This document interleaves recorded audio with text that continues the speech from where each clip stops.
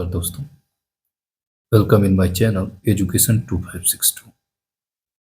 पिछली वीडियो में हमने बौद्ध धर्म से संबंधित तथ्यों को पढ़ा था।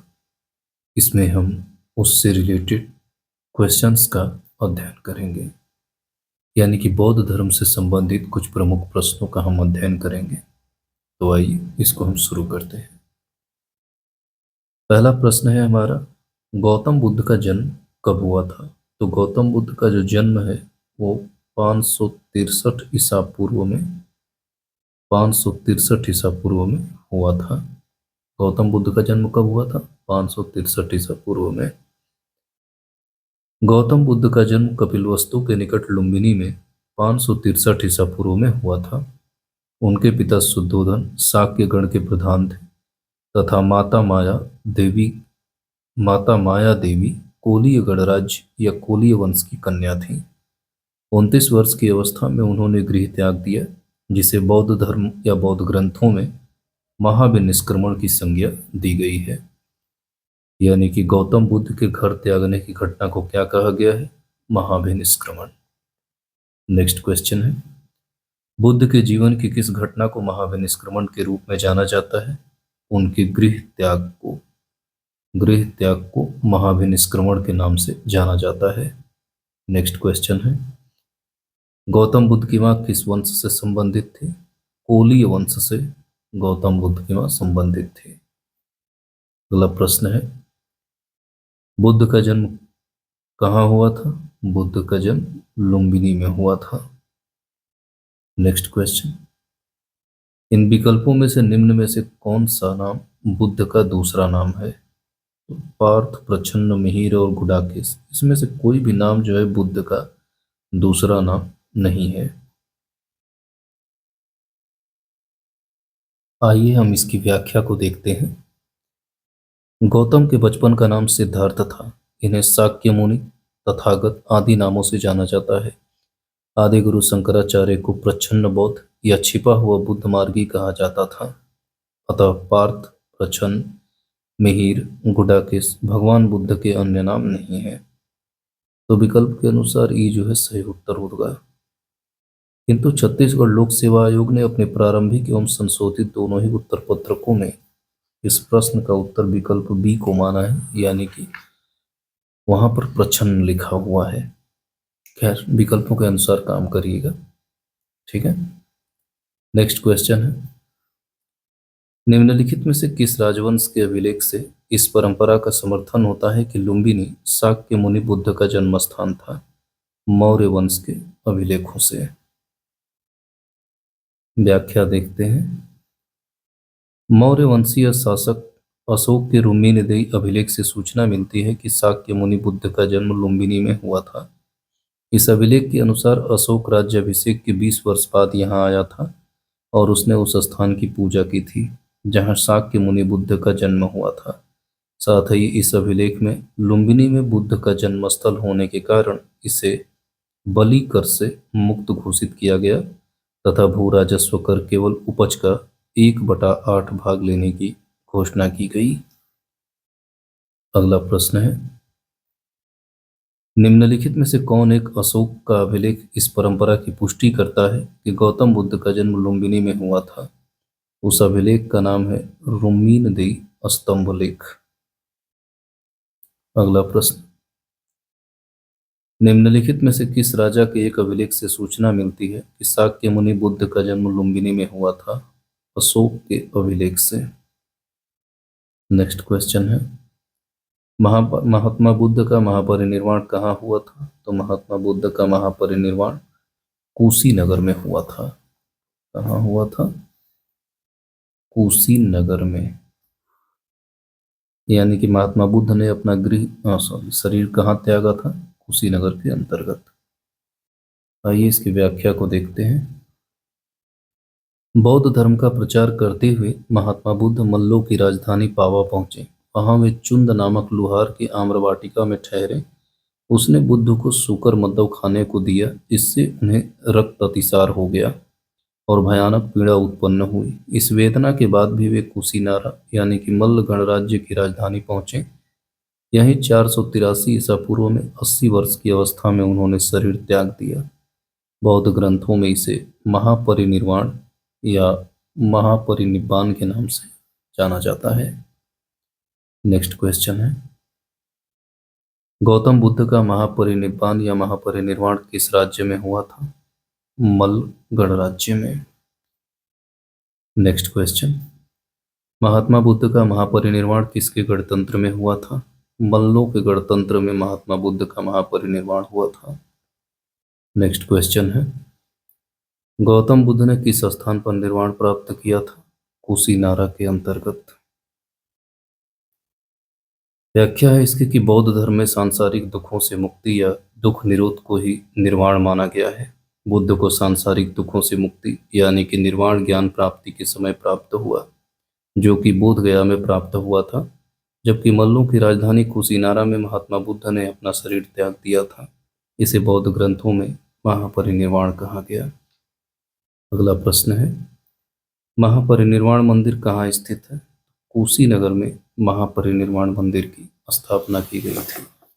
कुशीनगर में इसलिए किया गया था क्योंकि वहां पर महात्मा बुद्ध की मृत्यु हुई थी या देहावसान हुआ था। परिनिर्वाण स्तूप या महापरिनिर्वाण मंदिर उत्तर प्रदेश के कुशीनगर जिले में स्थित है। मंदिर में स्थापित भगवान बुद्ध की मूर्ति 1876 से 1877 ईस्वी में उत्खनन के द्वारा प्राप्त की गई थी। महापरिनिर्वाण मंदिर विश्व में बौद्ध धर्म के सबसे पवित्र मंदिरों में से एक माना जाता है। नेक्स्ट क्वेश्चन, निम्नलिखित राज्यों में से किनका संबंध बुद्ध के जीवन से था? तो इसमें कोसल और मगध, इन दो राज्यों का उल्लेख महात्मा बुद्ध से था। ये विकल्प में जो भी मैंने टिक लगाया है वो महाजनपद थे, बाकी और भी महाजनपद है, लेकिन संबंधों के मामले में महात्मा बुद्ध से केवल दो थे। महाजनपदों में से कोसल एवं मगध महाजनपदों का संबंध बुद्ध के जीवन से मिलता है। गौतम बुद्ध ने अपनी शिक्षा के प्रचार प्रसार हेतु मगध एवं कोसल दोनों राज्यों में भ्रमण किया था।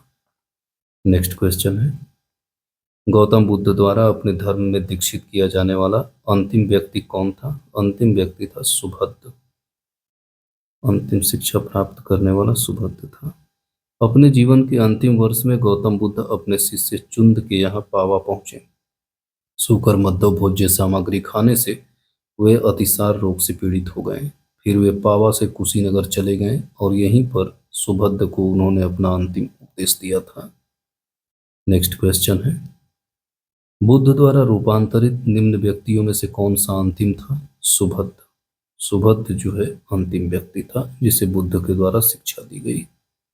नेक्स्ट क्वेश्चन, बुद्ध ने अपने जीवन की अंतिम वर्षा ऋतु कहाँ बिताई थी? वैशाली में। अपने जीवन की उन्होंने अंतिम वर्षा ऋतु जो है वैशाली में बिताया था। आइए इसकी व्याख्या को देख लेते हैं। महापरिनिर्वाण सूत्र से उनके जीवन के विविध आयामों एवं काल का निर्धारण किया जाता है, जिसके अनुसार बुद्ध ने अपने जीवन की अंतिम वर्षा ऋतु वैशाली में बिताई थी। वैशाली में जीवन की अंतिम वर्षा ऋतु बुद्ध ने बिताया था। नेक्स्ट क्वेश्चन है, निम्नलिखित में से कौन सा एक बौद्ध मत में निर्वाण की अवधारणा की सर्वश्रेष्ठ व्याख्या करता है? तृष्णा रूपी अग्नि का समन। ये बौद्ध मत में निर्वाण की अवधारणा की सर्वश्रेष्ठ व्याख्या करता है। व्याख्या को देखते हैं। बुद्ध ने निर्वाण को मन की उस परम शांति के रूप में वर्णित किया है जो तृष्णा, क्रोध और दूसरी विषादकारी मन स्थितियों से परे है। यह शांति तभी प्राप्त होती है जब सभी वर्तमान इच्छाओं के कारण समाप्त हो जाए और भविष्य में पैदा हो सकने वाली इच्छाओं का जड़ से नाश हो जाए।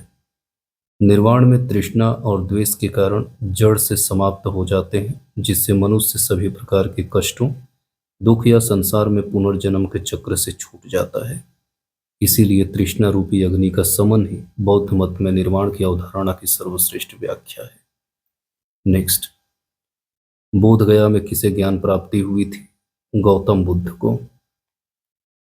बौद्ध धर्म के प्रवर्तक गौतम बुद्ध को ज्ञान प्राप्ति बोध गया में हुई थी। यहाँ 6 वर्षों की कठिन साधना के बाद 35 वर्ष की अवस्था में वैशाख पूर्णिमा की रात्रि को एक पीपल के वृक्ष के नीचे इन्हें ज्ञान की प्राप्ति हुई थी।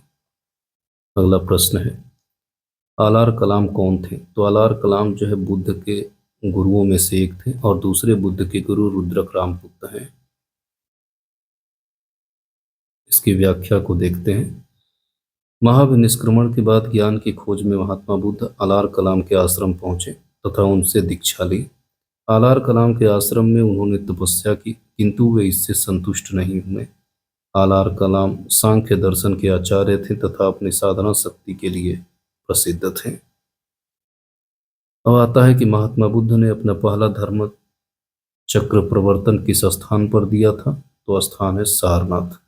और ये जो सारनाथ स्थान है उत्तर प्रदेश के वाराणसी में स्थित है, जहाँ पर उन्होंने सबसे पहले अपना उपदेश दिया था।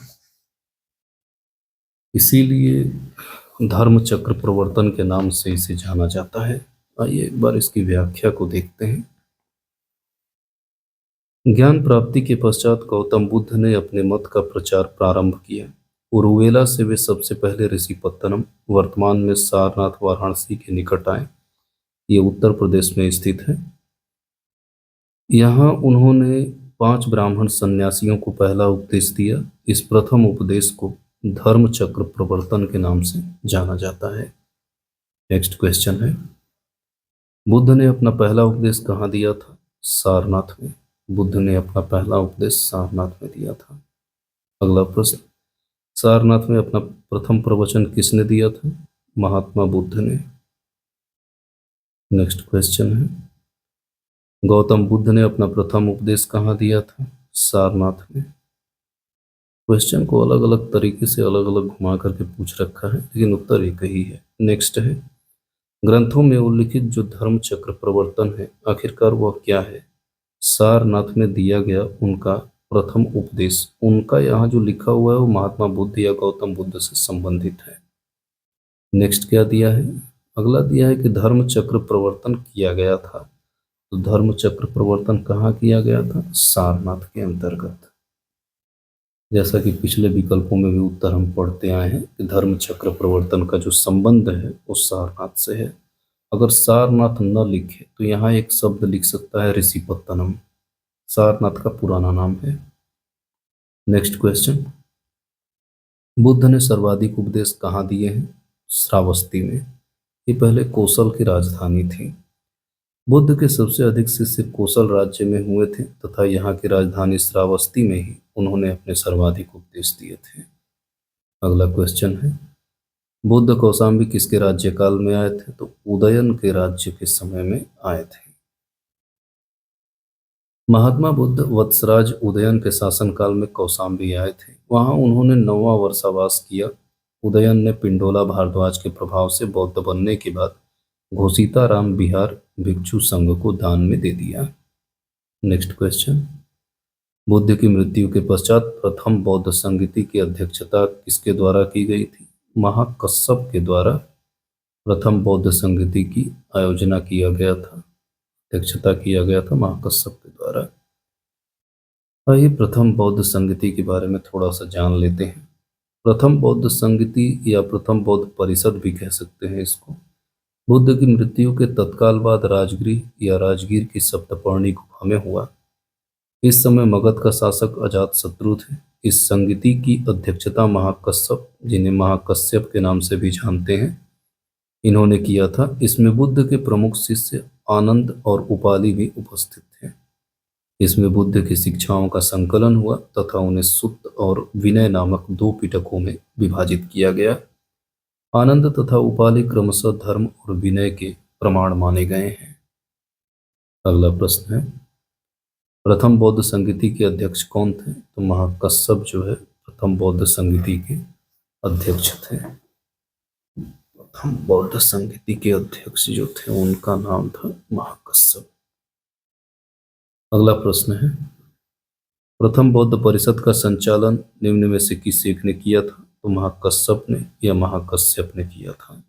नेक्स्ट, प्रथम बौद्ध महासभा कहाँ आयोजित की गई थी? राजगृह।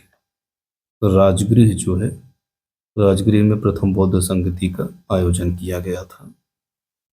अगला क्वेश्चन है, सप्तपर्णी गुफा कहाँ स्थित है? राजगृह के अंतर्गत सप्तपर्णी गुफा है जहाँ प्रथम बौद्ध संगति हुई थी। नेक्स्ट, भगवान बुद्ध के महापरिनिर्वाण के बाद पहली बौद्ध संगति कहाँ हुई थी? पहली बौद्ध संगति राजगृह, जिसे राजगीर भी कहते हैं, वहाँ हुआ था। नेक्स्ट क्वेश्चन है, कश्मीर में कनिष्क के शासन काल में जो बौद्ध संगति आयोजित हुई थी उसकी अध्यक्षता निम्नलिखित में से किसने किया था? वसुमित्र ने। कश्मीर में कनिष्क के शासनकाल में जो बौद्ध संगति आयोजित हुई थी उसकी अध्यक्षता वसुमित्र ने किया था। जैसा कि पहले हम पढ़ चुके थे कि ये जो है वसुमित्र ने जो अध्यक्षता किया था वो चतुर्थ बौद्ध संगति थी। आइए इसके बारे में जानते हैं। बौद्ध धर्म की चतुर्थ संगति कुषाण शासक कनिष्क के राज्यकाल में कश्मीर के कुंडलवन में हुआ था। इसकी अध्यक्षता वसुमित्र ने की तथा अश्वघोष इसके उपाध्यक्ष बने। इस सभा में महासांघिकों का वर्चस्व था। यहाँ बौद्ध ग्रंथों के कठिन अंशों पर सम्यक विचार किया गया तथा प्रत्येक पिटक पर भाष्य लिखकर उन्हें विभाष शास्त्र नामक टीकाओं में संकलित कर दिया गया। इसी समय बौद्ध धर्म हीनयान एवं महायान नामक दो स्पष्ट संप्रदायों में विभक्त हो गया। अगला प्रश्न है, बौद्ध धर्म की महायान शाखा औपचारिक रूप से किसके शासनकाल में प्रकट हुई थी? कनिष्क के शासनकाल में।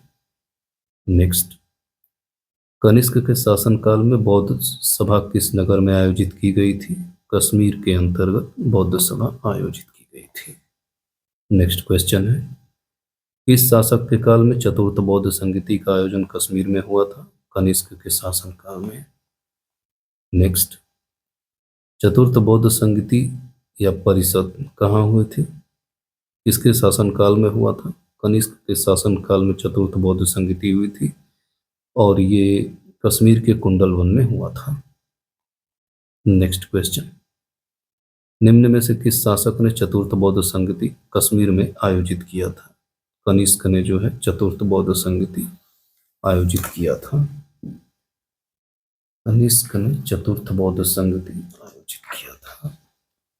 अगला प्रश्न है,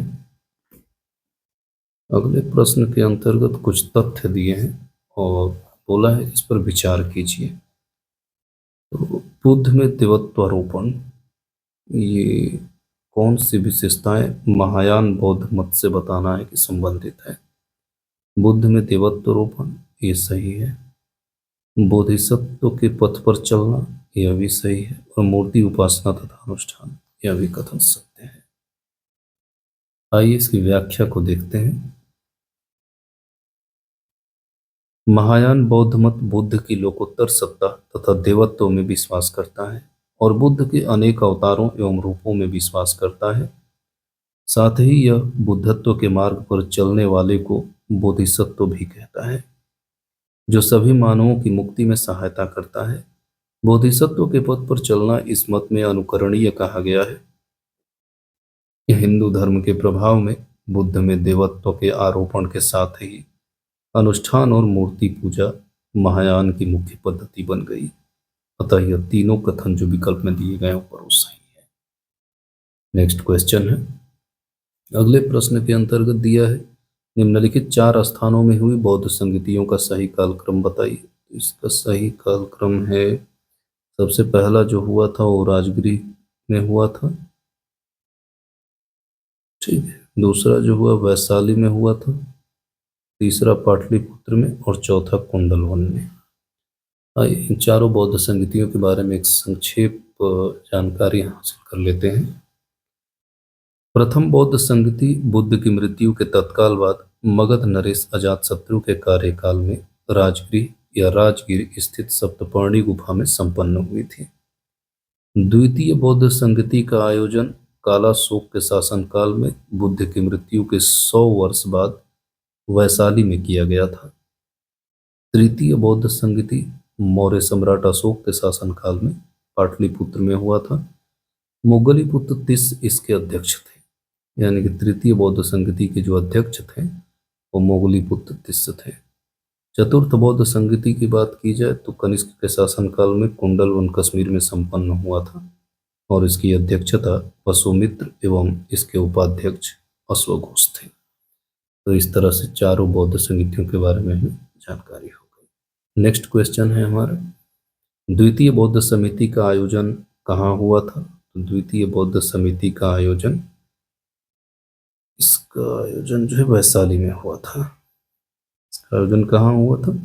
वैशाली में। अगला प्रश्न है, नेक्स्ट क्वेश्चन है हमारा कि तृतीय बौद्ध सभा किस स्थान पर बुलाई गई थी? तृतीय बौद्ध सभा जो बुलाई गई थी वो पाटलिपुत्र में बुलाया गया था। यानी कि इसमें क्वेश्चन ऐसा भी पूछ सकता है कि जो तृतीय बौद्ध संगीति है वह किस स्थान पर हुई थी। ठीक है, चलिए हम आगे बढ़ते हैं। नेक्स्ट क्वेश्चन, प्रथम बौद्ध संगीति का या प्रथम बौद्ध समिति का आयोजन किसके शासनकाल में हुआ था? अजातशत्रु के शासनकाल में। नेक्स्ट क्वेश्चन, निम्नलिखित में से किस नगर में प्रथम बौद्ध सभा आयोजित की गई थी? राजगीर के अंतर्गत प्रथम बौद्ध सभा आयोजित की गई थी। अगला प्रश्न, निम्न में से किस शासक ने द्वितीय बौद्ध सभा का आयोजन किया था? कालाशोक ने। अगले प्रश्न के अंतर्गत मिलान करना है कि प्रथम बौद्ध संगीति जो है, प्रथम बौद्ध संगीति, द्वितीय बौद्ध परिषद, तृतीय बौद्ध परिषद और चतुर्थ बौद्ध परिषद के अध्यक्ष कौन कौन रहे हैं? प्रथम बौद्ध परिषद के जो अध्यक्ष रहे हैं उनका नाम है महाकश्यप। द्वितीय बौद्ध परिषद के जो अध्यक्ष रहे हैं सबाकामी, इन्हें कालाशोक के नाम से भी जानते हैं। तृतीय बौद्ध परिषद के अध्यक्ष रहे हैं वसुमित्र, मोगलीपुत्र तीसरे रहे हैं। और चतुर्थ बौद्ध परिषद के जो अध्यक्ष रहे हैं वसुमित्र रहे हैं। इस तरह से इन चारों प्रमुख बौद्ध संगीतियों और उनके अध्यक्षों के बारे में हमें जानकारी प्राप्त हो गई। चलिए हम अपने अगले प्रश्न की तरफ चलते हैं। हमारा नेक्स्ट क्वेश्चन दिया हुआ है कि बुद्ध के जीवन की 4 महत्वपूर्ण घटनाओं और उनसे संबद्ध 4 स्थानों का नीचे उल्लेख है। स्तंभ 1 और 2 में अंकित, आप इसे सुमेलित कीजिए। तो जन्म की बात करें तो जन्म जो है लुम्बिनी में हुआ था। ज्ञान प्राप्ति बोध गया में, प्रथम प्रवचन सारनाथ में और निधन कुशीनगर में हुआ था। अगला क्वेश्चन, चलिए एक बार इसकी व्याख्या को पढ़ लेते हैं। महात्मा बुद्ध का जन्म 563 ईसा पूर्व में कपिलवस्तु के समीप लुम्बिनी में हुआ था। उर्वेला बोध गया वर्तमान में वैशाख पूर्णिमा की रात को उन्हें ज्ञान प्राप्ति हुआ। काशी के ऋषि पत्तनम यानी कि सारनाथ में उन्होंने प्रथम उपदेश धर्म चक्र प्रवर्तन दिया एवं कुशीनारा में उनका निधन हो गया, जिसे बौद्ध ग्रंथों में महापरिनिर्वाण के नाम से जाना जाता है। नेक्स्ट क्वेश्चन है, भारतीय कला में बुद्ध के जीवन की किस घटना का चित्रण मृग सहित चक्र द्वारा किया गया है? प्रथम उपदेश का चित्रण इस प्रकार किया गया है। भारतीय कला में बुद्ध के जीवन के प्रथम उपदेश का चित्रण मृग सहित चक्र द्वारा हुआ है। बुद्ध ने अपना प्रथम उपदेश सारनाथ में मृगदाव या हिरणवन में दिया था। और सारनाथ जो है वर्तमान समय में काफी सुंदर पर्यटन स्थल है और वहां पर एक म्यूजियम भी स्थित है। नेक्स्ट क्वेश्चन है, इसमें सूची 1 में चिन्ह और अर्थ दिया है। तो जन्म का संबंध, ये महात्मा बुद्ध के बारे में दिया हुआ है। तो जन्म का संबंध कमल से माना जाता है। प्रथम प्रवचन की बात करें तो इसे धर्मचक्र प्रवर्तन के नाम से जानते हैं। महाबोधि बोधि वृक्ष से संबंधित है और त्याग का प्रतीक घोड़ा को माना जाता है। अगला प्रश्न क्या है? नेक्स्ट क्वेश्चन है कि करमापा लामा तिब्बत के बुद्ध संप्रदाय के किस वर्ग के हैं? कंग्यूपा वर्ग के हैं। करमापा लामा तिब्बत के बौद्ध संप्रदाय के कंग्यूपा वर्ग से संबंधित है। अगला प्रश्न है, महात्मा बुद्ध के संबंध में निम्नलिखित कथनों में कौन सा सही होगा? उनका जन्म कपिलवस्तु में हुआ था, सही है। उन्होंने बोध गया में ज्ञान प्राप्त किया, यह भी सही है। उन्होंने वैदिक धर्म को अस्वीकार कर दिया था, यह भी सही है। और उन्होंने आर्य सत्य का प्रचार किया, यह भी कथन सत्य है। इस प्रकार इसके चारों कथन जो है महात्मा बुद्ध के संबंध में सही है। चलिए इसकी व्याख्या को देखते हैं।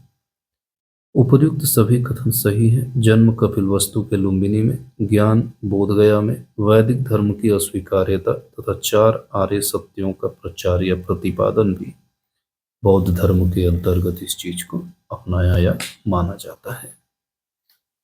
ये अगले प्रश्न की तरफ हम आगे बढ़ते हैं। नेक्स्ट क्वेश्चन हमारा क्या दिया है? प्रश्न है कि बोध गया में महाबोधि मंदिर बनवाया गया था। बोध गया में महाबोधि मंदिर बनवाया गया गौतम बुद्ध को ज्ञान प्राप्ति हुआ इसीलिए। बोध गया में 6 वर्ष की साधना के पश्चात 35 वर्ष की आयु में महात्मा बुद्ध को वैशाख पूर्णिमा की रात को एक पीपल के वृक्ष के नीचे ज्ञान की प्राप्ति हुई थी। इसीलिए बोध गया में ये मंदिर बनवाया गया। नेक्स्ट क्वेश्चन, बोध गया में बोधि वृक्ष अपने वंश की इस पीढ़ी का है। इसका पंचम पीढ़ी का बोध वृक्ष जो है अपने पंचम पीढ़ी का है। महाबोधि मंदिर में स्थित वर्तमान बोधि वृक्ष वही नहीं है जिसके नीचे बैठकर महात्मा बुद्ध ने ज्ञान प्राप्त किया था। वेन सांग के अनुसार उस मूल वृक्ष को 7वीं शताब्दी में सम्राट शशांक ने नष्ट करा दिया था। वर्तमान वृक्ष जिसे हम देख रहे हैं वह 5वीं पीढ़ी का वृक्ष है जिसे अलेक्जेंडर कनिंघम ने लगवाया था। यह वृक्ष पूरी तरह संरक्षित है और केवल इससे गिरी हुई पत्तियों को ही छूने एवं उठाने का अधिकार दिया गया है। नेक्स्ट क्वेश्चन, निम्नलिखित में से कौन सा बौद्ध पवित्र स्थल निरंजना नदी के तट पर स्थित है? बोध गया निरंजना नदी के तट पर स्थित है। इसकी व्याख्या को देखते हैं। पवित्र बौद्ध स्थल बोध गया जहाँ गौतम बुद्ध को सर्वप्रथम ज्ञान प्राप्त हुआ था, निरंजना नदी पर स्थित है। आधुनिक फाल्गु या फल्गु नदी को ही पूर्व में निरंजना के नाम से जाना जाता था। यानी कि निरंजना का आधुनिक नाम क्या है? फाल्गु नदी। यह नदी 2 छोटी धाराओं निरंजना एवं मोहना के मिलने के बाद बनती है। 2 छोटी धाराओं। नेक्स्ट क्वेश्चन है, बुद्ध के उपदेश किससे संबंधित है? तो बुद्ध के जो उपदेश हैं वह आचरण की शुद्धता एवं पवित्रता से संबंधित है। महात्मा बुद्ध के उपदेश आचरण की पवित्रता एवं शुद्धता से संबंधित है। बुद्ध के उपदेशों में आत्मा संबंधी विवाद नहीं है। धार्मिक कर्मकांडों की बुद्ध ने आलोचना की है। धार्मिक कर्मकांडों की बुद्ध ने आलोचना किया है। चलिए अपने अगले प्रश्न की तरफ चला जाए। हमारा नेक्स्ट क्वेश्चन है कि निम्नलिखित में से कौन बुद्ध के जीवन काल में ही संघ प्रमुख होना चाहता था? तो उसका नाम है देवदत्त। देवदत्त जो है अपने जीवन काल में ही, बुद्ध के जीवन काल में ही संघ प्रमुख होना चाहता था। देवदत्त बुद्ध का चचेरा भाई था। वह पहले उनका अनुगत बना और बाद में विरोधी बन गया। वह बौद्ध संघ से बुद्ध को हटाकर स्वयं संघ का प्रधान बनना चाहता था, किंतु उसे इसमें सफलता नहीं मिली। वस्तुतः देवदत्त उसी दिन से संघ का प्रधान बनने की सोचने लगा था जब वह पहले पहले भिक्षु बना था। चलिए अगले प्रश्न की तरफ चलते हैं। हमारा नेक्स्ट क्वेश्चन है, गौतम बुद्ध ने अपनी मृत्यु के बाद बौद्ध संघ के नेतृत्व के लिए निम्न में से किसे नामित किया था? तो इसका जवाब है उपर्युक्त में से कोई नहीं। उसी नारा में मल्लों के सालवन में विश्राम के दौरान अपनी मृत्यु से पूर्व बुद्ध ने भिक्षुओं को निकट बुलाकर धर्मोपदेश दिया। आनंद, शायद तुम ऐसा सोचो कि हमारे शास्ता चले गए, अब हमारा शास्ता नहीं है। आनंद, ऐसा मत समझना। मैंने जो धर्म और विनय किए हैं मेरे बाद वे ही तुम्हारे शास्ता होंगे। इस प्रकार स्पष्ट है कि बुद्ध ने अपनी मृत्यु के उपरांत बौद्ध संघ के नेतृत्व के लिए किसी को नामित नहीं किया, बल्कि अपने उपदेशों, धर्म एवं विनय को ही मार्गदर्शक बताया। अगला प्रश्न है, अष्टांग मार्ग की संकल्पना किसका अंग है? ये धर्म चक्र प्रवर्तन सुत्त की विषय वस्तु का। अष्टांग मार्ग की संकल्पना जो है सुत्त की विषय वस्तु का अंग है। इसकी व्याख्या को देखते हैं। गौतम बुद्ध ने चतुर्थ आर्य सत्य में दुख निरोध का उपाय बताया। इसे दुख निरोधगामिनी प्रतिपदा कहा जाता है। इसे मध्यमा प्रतिपदा या मध्यम मार्ग भी कहते हैं। इस मध्यमा प्रतिपदा में 8 सोपान हैं, इसलिए इसे अष्टांगिक मार्ग भी कहते हैं। ये 8 सोपान हैं: सम्यक दृष्टि, सम्यक संकल्प, सम्यक वाक, सम्यक कर्मांत, सम्यक आजीव, सम्यक व्यायाम, सम्यक स्मृति, सम्यक समाधि। अष्टांगिक मार्ग धर्म चक्र प्रवर्तन सूत्र की विषय वस्तु का अंग है। अगला प्रश्न है, बौद्ध दर्शन के अनुसार संस्कार का कारण क्या है? बौद्ध दर्शन के अनुसार जो संस्कार का कारण है उसका नाम है अविद्या। जो अविद्या है वह संस्कार का कारण है। बौद्ध दर्शन के अनुसार संस्कार का मुख्य कारण अविद्या है। अविद्या का अर्थ है अज्ञान या वास्तविक स्वरूप का ज्ञान न होना। अविद्या ही सभी दुखों का कारण होती है। अज्ञान या वास्तविक स्वरूप का ज्ञान न होना ही अविद्या के नाम से जाना जाता है। नेक्स्ट क्वेश्चन, गौतम बुद्ध के बारे में निम्न में से क्या सत्य है? वे कर्म में विश्वास करते थे, आत्मा का शरीर में परिवर्तन मानते हैं, निर्वाण प्राप्ति में विश्वास करते थे, ईश्वर की सत्ता में विश्वास करते थे। फिलहाल में अगर इसको आप देखें तो इसमें मात्र केवल एक ही सही नजर आ रहा है कि निर्वाण प्राप्ति में विश्वास करते थे। आंसर में भी वही दिया है, लेकिन थोड़ा सा सोच करके देखने पर ऐसा प्रतीत होता है कि जो तीसरा आंसर है वो ज्यादा सटीक सही है। लेकिन इसकी व्याख्या को देखते हैं। इसके उत्तर में स्टार लगाए, जिसकी वजह से कुछ संदेहास्पद है। महात्मा बुद्ध कर्म सिद्धांत में विश्वास करते थे। वे आत्मा में विश्वास न करते हुए भी पुनर्जन्म में विश्वास करते थे। बुद्ध के अनुसार चेतना यानी कि कर्म फल का पुनर्जन्म होता है। वे निर्वाण प्राप्ति में भी विश्वास करते थे, किंतु ईश्वर की सत्ता में भी विश्वास नहीं करते थे।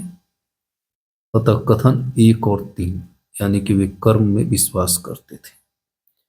सबसे बड़ी बात यह है कि इस विकल्पों में जो चीज दिया गया है वे कर्म में भी विश्वास करते थे और निर्वाण प्राप्ति में भी विश्वास करते थे।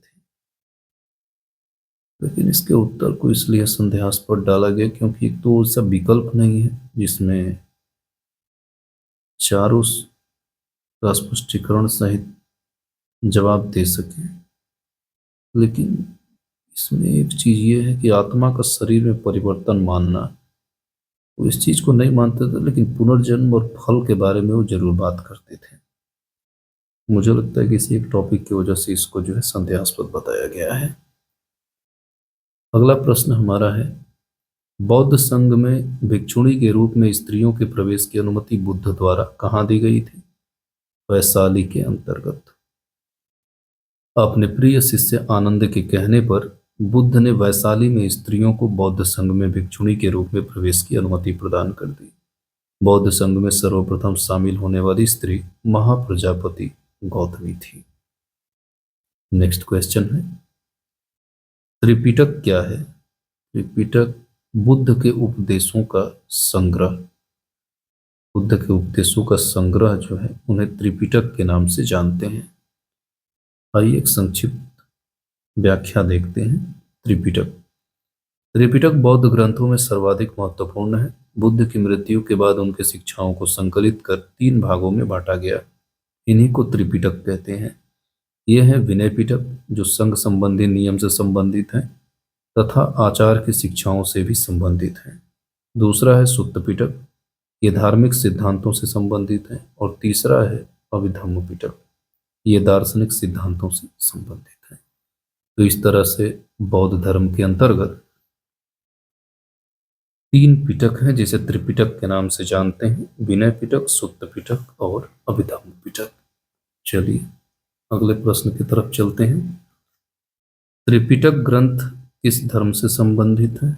बौद्ध धर्म से। नेक्स्ट, त्रिपिटक किसकी धार्मिक पुस्तक है? बौद्ध धर्म की।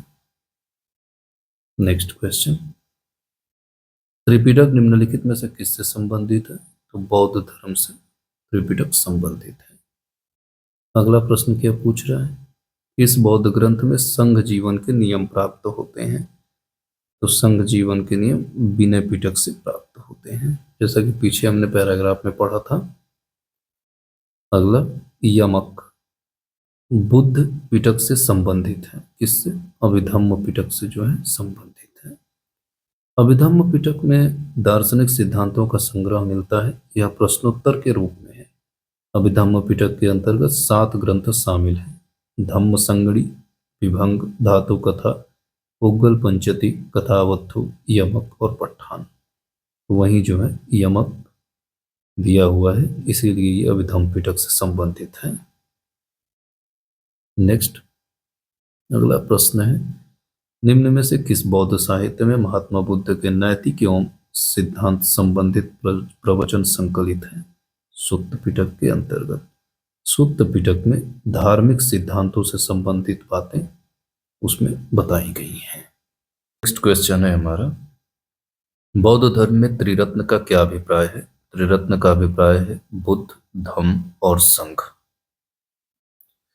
बुद्ध, धम्म एवं संघ बौद्ध धर्म के त्रिरत्न हैं। बुद्ध की मृत्यु के बाद उनकी शिक्षाओं को संकलित कर 3 भागों में बांटा गया। इन्हीं को त्रिपिटक कहा जाता है। ये हैं विनय पिटक, सुत्त पिटक और अभिधम्म पिटक। ये 3 प्रकार के पिटक जो है त्रिरत्न के नाम से जाने जाते हैं। इसमें बुद्ध के समस्त जीवन की शिक्षाओं और कहानियों के बारे में उल्लेख है। नेक्स्ट क्वेश्चन है, बौद्ध दर्शन की विशेषता के संबंध में निम्नलिखित कथनों पर हमें विचार करना है। बौद्ध दर्शन का बीज गौतम बुद्ध की शिक्षाओं में ही मिलता है। यह कथन सही है। बुद्ध ने हमेशा दार्शनिक समस्याओं में उलझने के बजाय मानवीय कष्टों से मुक्ति के लिए नैतिक जीवन जीने पर जोर दिया था। यह भी कथन सही है। आइए इसकी व्याख्या को देखते हैं। बौद्ध दर्शन का बीज गौतम बुद्ध की शिक्षाओं में निहित है। महात्मा बुद्ध ने दुख तथा उनके समाधान से संबंधित 4 आर्य सत्य का प्रतिपादन किया था। इनके अनुसार दुख के मूल कारण अविद्या के विनाश का प्रमुख उपाय अष्टांगिक मार्ग है। इन्होंने हमेशा दार्शनिक समस्याओं में उलझने के बजाय मानवीय कष्टों से मुक्ति के लिए नैतिक जीवन जीने पर जोर दिया था। बुद्ध मानवता को मुक्ति की ओर ले जाना चाहते थे। इस प्रकार जनता तक अपनी शिक्षा का प्रसार करने के लिए उन्होंने पाली भाषा का उपयोग किया था। अगला क्वेश्चन है, प्राचीन भारत के बौद्ध मठों में पौरन नामक समारोह आयोजित किया जाता था। ये क्यों होता था? ये वर्षा ऋतु के दौरान मठों में प्रवास के समय भिक्षुओं द्वारा किए गए अपराधों की स्वीकारोक्ति का समय होता था। आइए इसकी व्याख्या को देखते हैं। वर्षा ऋतु के समय 4 महीने बौद्ध भिक्षु बौद्ध महाविहारों में निवास करते थे। इस समय धर्म प्रचार का कार्य स्थगित रहता था। वर्षा ऋतु की समाप्ति पर जब पुनः धर्म प्रचार कार्य प्रारंभ होता था तो बौद्ध भिक्षु पौरन नामक समारोह आयोजित करते थे, जिसमें पीछे किए गए कार्यों पर विचार करते हुए आगे की कार्य योजना बनाई जाती थी।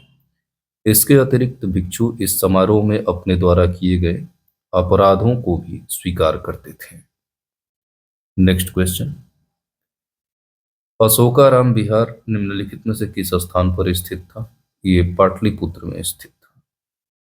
प्रसिद्ध बौद्ध ग्रंथ महावंश के अनुसार मौर्य शासक अशोक ने पाटलिपुत्र में अशोकाराम विहार में को निर्मित करवाया था। इस विहार का निर्माण इंद्रगुप्त नामक थेर भिक्षु के निरीक्षण में हुआ था। तीसरी बौद्ध संगति सभा भी अशोक के समय में पाटलिपुत्र में हुई थी। नेक्स्ट क्वेश्चन, विश्व का सबसे ऊंचा कहा जाने वाला विश्व शांति स्तूप बिहार में कहाँ स्थित है? राजगीर के अंतर्गत। विश्व का सबसे ऊंचा कहा जाने वाला विश्व शांति स्तूप बिहार में राजगीर की पहाड़ियों जो 400 मीटर की ऊंचाई पर स्थित है। नेक्स्ट क्वेश्चन, बुद्ध की 80 फुट बड़ी प्रतिमा को जो बोध गया में है निर्मित की गई थी, किसके द्वारा? जापानियों के द्वारा निर्मित की गई थी। बुद्ध की 80 फुट बड़ी प्रतिमा जो बोध गया बिहार में है उसे जापानियों द्वारा बनवाया गया था। बुद्ध की 80 फुट ऊंची बोध गया में स्थित प्रतिमा लाल ग्रेनाइट एवं बलुई पत्थरों से निर्मित है। इसके निर्माण में 7 वर्ष का समय लगा। यह प्रतिमा जापान के डाइजोक्यो संप्रदाय के सहयोग द्वारा निर्मित हुआ था। जापान के डाइजोक्यो संप्रदाय। नेक्स्ट क्वेश्चन हमारा क्या है?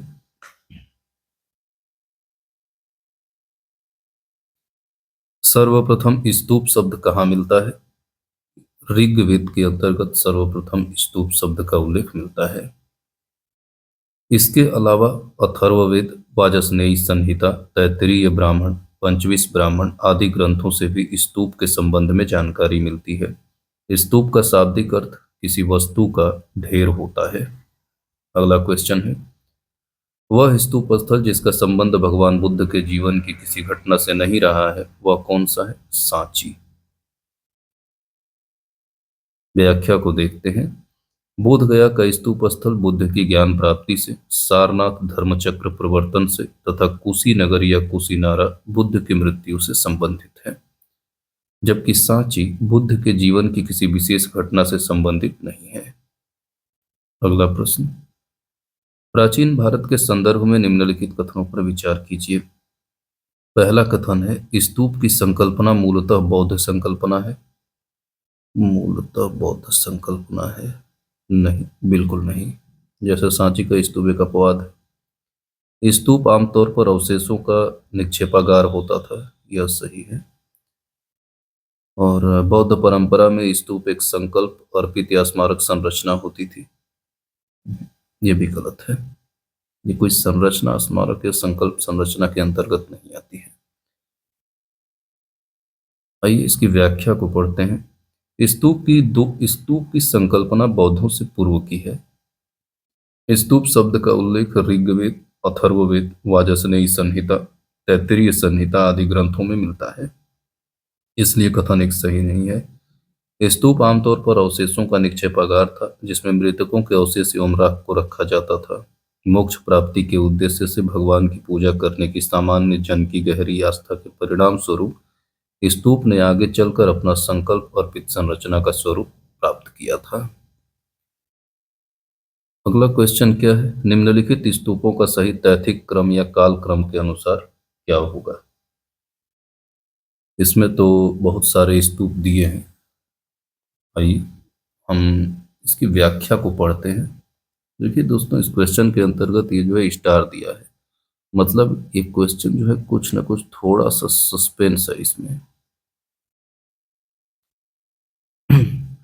भरहुत एवं सांची के स्तूप की स्थापना मौर्य शासक अशोक के शासन काल में हुई थी। धमेक स्तूप की संरचना का निर्माण मूलतः अशोक के शासन काल में ही हुआ था, जिसे गुप्त काल 500 ईस्वी में प्रतिस्थापित कर वर्तमान स्तूप बना। अमरावती स्तूप का निर्माण सातवाहन काल के समय में हुआ था। अतः भरहुत, सांची एवं धमेक स्तूप के निर्माण क्रम निर्धारित करना संभव नहीं है। और जब आप इसके विकल्प के उदाहरण को देखेंगे तो वहीं सारी चीजें दी गई हैं, जैसे धमेक स्तूप है, सांची स्तूप है, भरहुत स्तूप है, अमरावती स्तूप है। इसी 4 स्तूपों का क्रम पूछा है, तो इसमें जो है बोल रहा है कि थोड़ा सा इसके काल को निर्धारित करना संभव नहीं है। अगला प्रश्न हमारा क्या है कि अनात्मवाद सिद्धांत, जो अनात्मवाद सिद्धांत है ये किस धर्म से जुड़ा हुआ है? तो बौद्ध दर्शन से ये जुड़ा हुआ है। बौद्ध दर्शन में अनात्मवाद का सिद्धांत गौतम बुद्ध के प्रकृत्य समुत्पाद के सिद्धांत से ही सिद्ध होता है। इसे नैरात्मवाद भी कहा जाता है। कुछ विचारकों के मत के अनुसार अनात्मवाद का सिद्धांत केवल आत्मा पर लागू होता है। वस्तुतः इससे आत्मा और भौतिक जगत दोनों ही व्याख्या होती है। जब गौतम बुद्ध सर्व अनात्मकम कहते हैं तो इसका अर्थ है किसी नित्य चेतन या जड़ तत्व का अस्तित्व नहीं है, न तो आत्मा नामक नित्य द्रव्य का अस्तित्व है और न भौतिक पदार्थ नामक जड़ द्रव्य का। द्रव्यता, एकता, तादात्म्य एवं नित्यता आदि कल्पना मात्र है। नेक्स्ट क्वेश्चन है, प्रश्न है कि संसार अस्थिर और क्षणिक है। इसका निम्न से किससे संबंधित है? बौद्ध धर्म से। संसार अस्थिर और क्षणिक है। बौद्ध दर्शन में क्षणिकवाद को स्वीकार किया गया है। बुद्ध ने स्वयं अनित्यवाद के सिद्धांत का प्रतिपादन किया। क्षणिकवाद अनित्यवाद का तार्किक विकास है जो बौद्धोत्तर दर्शन में अस्तित्व में आया। क्षणिकवाद के अनुसार विश्व की प्रत्येक वस्तु का अस्तित्व क्षण मात्र के लिए ही रहता है। जिस प्रकार नदी की एक बूंद का एक क्षण के लिए सामने आता है तथा दूसरे क्षण ही वह विलीन हो जाती है, उसी प्रकार जगत की समस्त वस्तुएं क्षण मात्र के लिए ही अपना अस्तित्व कायम रखती हैं। जगत की सारी वस्तुएं क्षण मात्र के लिए ही अपना अस्तित्व कायम रखती हैं।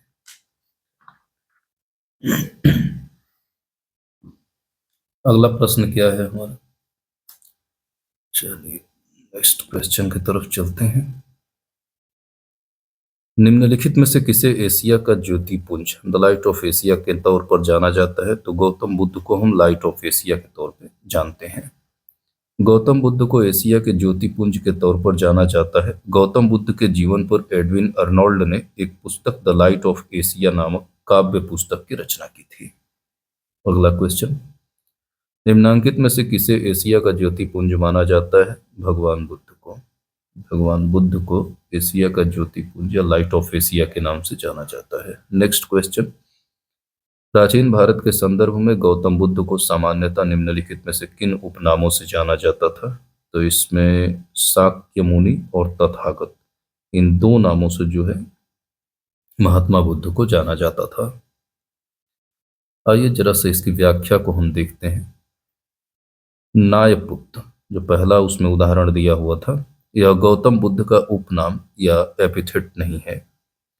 प्राचीन ग्रंथों में महावीर जैन धर्म के 24वें तीर्थंकर को नायगुप्त या नायो का पुत्र कहा गया है। उनके गढ़ का यानी कि कबीले या वंश को संदर्भित करता है। जो नायपुत्र नाम है यह महावीर का है, न कि महात्मा बुद्ध का। अब शाक्य मुनि की बात करते हैं। यह गौतम बुद्ध का एक प्रमुख उपनाम है जिसका अर्थ होता है शाक्यों का ऋषि। गौतम बुद्ध शाक्य गढ़ के थे। यह उपाधि उनके तपस्वी होने और ज्ञान प्राप्ति के मार्ग को भी दर्शाती है। नेक्स्ट क्या दिया हुआ है? तथागत। यह गौतम बुद्ध का एक अन्य उपनाम है। तथागत जो है गौतम बुद्ध का एक अन्य उपनाम है। बुद्ध ने इस शब्द का उपयोग बोधि या ज्ञान को प्राप्त करने के बाद स्वयं को संदर्भित करने के लिए किया था। यह उपनाम बुद्ध को आत्मज्ञान की अवस्था को दर्शाता है और आगे चलकर यह बुद्ध के सामान्य उपनामों में से एक हो गया। इस तरह से शाक्य मुनि और तथागत महात्मा बुद्ध के दो उपनाम हैं, लेकिन नायपुत्र जो है वो महावीर स्वामी से संबंधित है, ना कि महात्मा बुद्ध से। चलिए अगले प्रश्न की तरफ चलते हैं। नेक्स्ट क्वेश्चन है हमारा, नव बौद्धवाद के प्रतिपादक कौन है? अंबेडकर को नव बौद्धवाद का प्रतिपादक माना जाता है। भीमराव अंबेडकर द्वारा बौद्ध धर्म की पुनर्व्याख्या करते हुए इन्हें नव बौद्धवाद की संज्ञा दी गई है, जिसे प्रायः नवयान भी कहा जाता है। नव बौद्धवाद आंदोलन के अंतर्गत अंबेडकर ने मुख्यतः दलित वर्ग को बौद्ध धर्म के अंतर्गत समाहित करने का प्रयास किया। इस संदर्भ में उनके द्वारा प्रतिपादित 22 प्रतिज्ञाओं का विशेष महत्व आता है। नेक्स्ट, क्षणिकवाद का प्रतिपादन किसने किया था? क्षणिकवाद का प्रतिपादन बुद्ध ने किया था। आइए क्षणिकवाद दर्शन को थोड़ा सा समझते हैं। क्षणिकवाद का सिद्धांत बौद्ध दर्शन से संबंधित है। क्षणिकवाद अनित्यवाद का तार्किक विकास है जो बौद्धोत्तर दर्शन में अस्तित्व में आया। बुद्ध के अनुसार संसार में कुछ भी अस्थायी या नित्य नहीं है, यहाँ तक कि आत्मा की भी नित्य सत्ता नहीं है। यह उल्लेखनीय है कि गौतम बुद्ध ने स्वयं अस्थायित्व एवं क्षणिकवाद या क्षणिकत्व में भेद किया। उन्होंने आत्मा को क्षणिक या भौतिक वस्तुओं को अनित्य कहा है। अगला क्वेश्चन, भारत के सांस्कृतिक इतिहास के संदर्भ में पारमिता शब्द का सही विवरण कौन सा है? पारमिता परिपूर्णताएं जिनकी प्राप्ति से बोधिसत्व तथा बोधिसत्व पथ प्रशस्त हुआ। ऐसी परिपूर्णताएं जिनकी प्राप्ति से बोधिसत्व का मार्ग प्रशस्त हुआ, यही पारमिता का अर्थ होता है। इसकी व्याख्या को देखते हैं। बौद्ध धर्म में बोधिसत्वों को बुद्धत्व प्राप्त करने के लिए पारमिता नामक विशिष्ट साधना का वर्णन किया गया है।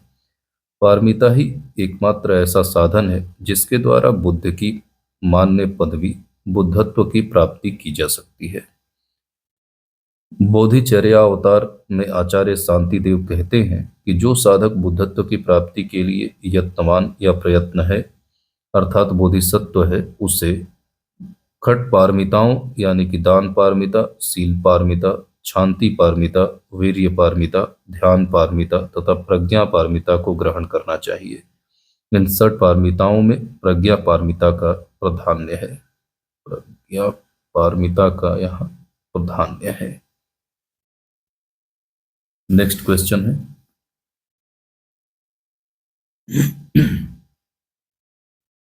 सर एडविन अर्नोल्ड की पुस्तक द लाइट ऑफ एशिया किस पर आधारित है? ललित विस्तार पर यह आधारित है। ललित विस्तार पर। सर एडविन अर्नोल्ड की जो पुस्तक है लाइट ऑफ एशिया, ये ललित विस्तार के विषय वस्तु पर आधारित है। इस पुस्तक का प्रकाशन 1879 ईस्वी में लंदन में किया गया था। नेक्स्ट क्वेश्चन, बौद्ध धर्म के महायान और हीनयान संप्रदायों में सर्वाधिक मौलिक अंतर कौन सा है? इसमें देवी देवताओं की पूजा जो है वो सर्वाधिक मौलिक अंतरों में आता है।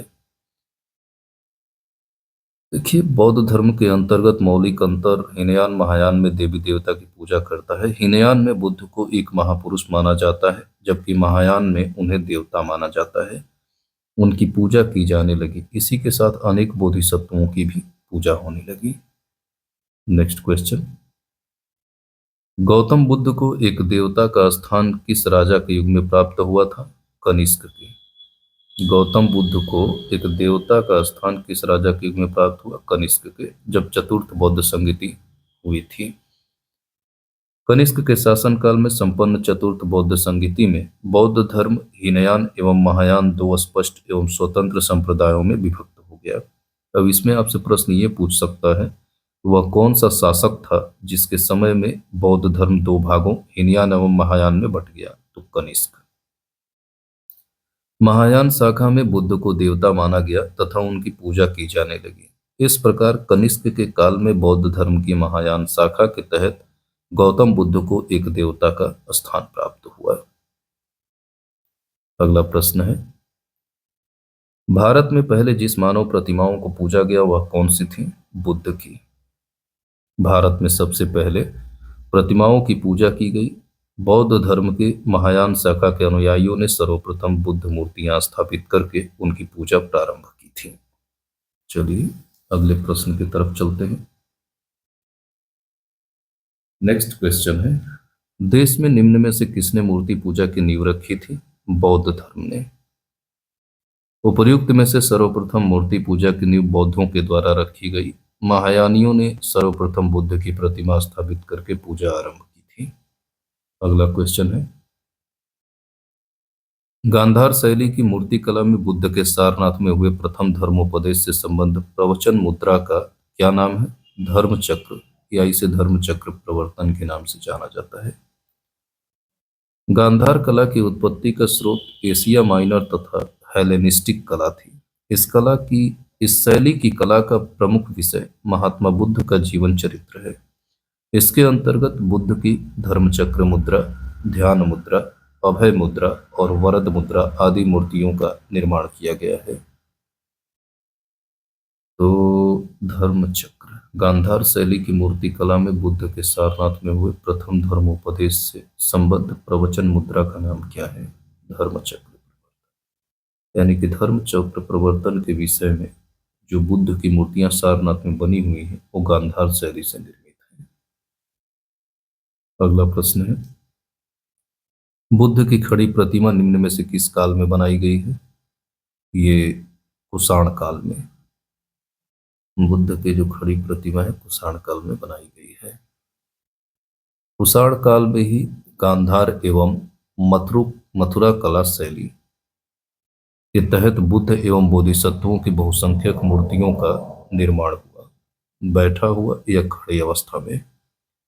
वीएस अग्रवाल के मत के अनुसार सर्वप्रथम मथुरा में ही बुद्ध मूर्तियों का निर्माण किया गया, जहां इनके लिए पर्याप्त आधार था। वेनसांग के विवरण के अनुसार बुद्ध की प्रथम प्रतिमा कौशाम्बी में बनी थी, परंतु अनेक विद्वान महात्मा बुद्ध की प्रथम प्रतिमा के निर्माण का श्रेय गांधार कला को देते हैं। अतः निश्चित तौर पर यह नहीं कहा जा सकता कि बुद्ध की प्रतिमा कहाँ बनी। बुद्ध की खड़ी प्रतिमा किस काल में बनाई गई? कुषाण काल में। निश्चित तौर पर नहीं कहा जा सकता कि बुद्ध की प्रथम प्रतिमा कहाँ, क्योंकि अलग अलग जगहों पर अलग अलग विभेद जैसे मिलता है। फिर नेक्स्ट क्वेश्चन है, बुद्ध की प्राचीन प्रतिमा किस शैली में प्राप्त होती है? अब तो इसका जवाब है कि उपयुक्त में से कोई नहीं, क्योंकि ऊपर का व्याख्या एक बार हम फिर से पढ़ते हैं, जरा देखिए इसको, उसी को दिया हुआ है। कुषाण काल में ही गांधार एवं मथुरा कला शैली के तहत बुद्ध एवं बोधिसत्वों की बहुसंख्यक मूर्तियों का निर्माण हुआ है। अब वीएस अग्रवाल कहते हैं कि सर्वप्रथम मथुरा में ही बुद्ध मूर्तियों का निर्माण किया गया, जहां इनके लिए पर्याप्त आधार था। वेनसांग बताता है, जो वेनसांग यात्री थे, वे बताते हैं बुद्ध की प्रथम प्रतिमा कौशाम्बी में बनी थी, परंतु अनेक विद्वान महात्मा बुद्ध की प्रथम प्रतिमा का निर्माण गांधार कला को देते हैं। तो इस तरह से स्पष्ट नहीं है कि बुद्ध की प्रतिमा को सर्वप्रथम कहाँ निर्माण किया गया था। चलिए अगला क्वेश्चन है, भगवान बुद्ध की प्रतिमा कभी कभी एक हस्त मुद्रा युक्त दिखाई गई है, जिसे भूमि स्पर्श मुद्रा कहा जाता है, और यह भूमि स्पर्श मुद्रा किसका प्रतीक होती है? तो ये भूमि स्पर्श मुद्रा जो प्रतीक होती है, मार के प्रलोभनों के बावजूद अपनी शुचिता और शुद्धता का साक्षी होने के लिए बुद्ध द्वारा धरती का आवाहन, यानी कि हमारा विकल्प भी इसमें सही है।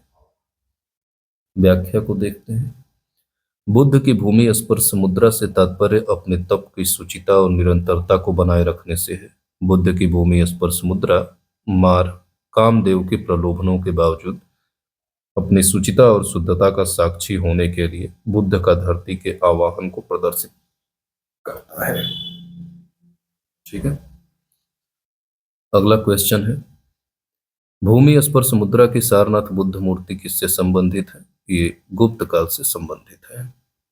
भूमि स्पर्श मुद्रा ये गुप्त मूर्ति बुद्ध की गुप्त काल से संबंधित है।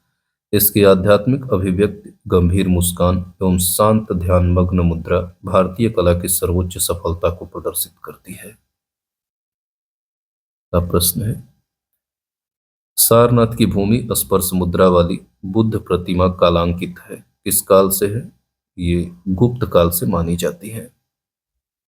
नेक्स्ट क्वेश्चन, भारत के सांस्कृतिक इतिहास के संदर्भ में निम्नलिखित युगों पर विचार कीजिए और बताइए कि इसमें कौन सा सही सुमेलित है। तो परिव्राजक जो थे वे परित्यागी व भ्रमणकारी होते थे। श्रमण उच्च पद प्राप्त पुजारी, बिल्कुल नहीं, ये जो होते थे भिक्षु या साधु होते थे। जो श्रमण थे ये भिक्षु या साधु होते थे, ना कि पुजारी। उपासक बौद्ध धर्म का साधारण अनुगामी, ये अब कथन सही है। इनके पहला और तीसरा सही है, लेकिन जो श्रमण है ये पुजारी नहीं भिक्षु या साधु होते थे। ठीक है, अगले प्रश्न की तरफ चलते हैं। नेक्स्ट क्वेश्चन, प्रश्न है कि निम्नलिखित में से कौन से शासक ने बौद्ध मत के विस्तार में योगदान नहीं दिया? पुष्यमित्र शुंग ने, बाकी हर्षवर्धन ने, अशोक ने और कनिष्क ने बौद्ध धर्म के विस्तार में योगदान दिया है।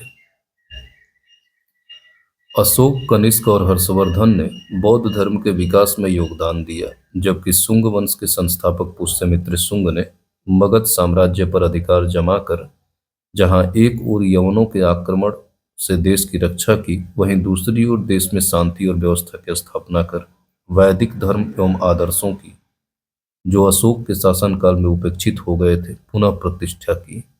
इसी कारण उसका काल वैदिक प्रतिक्रिया अथवा वैदिक पुनर्जागरण का काल भी कहा जाता है।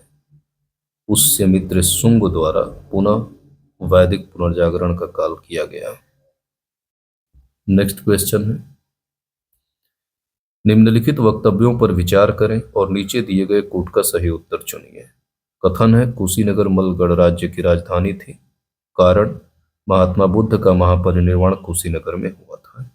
सही तो दोनों है, लेकिन स्पष्टीकरण सही नहीं है।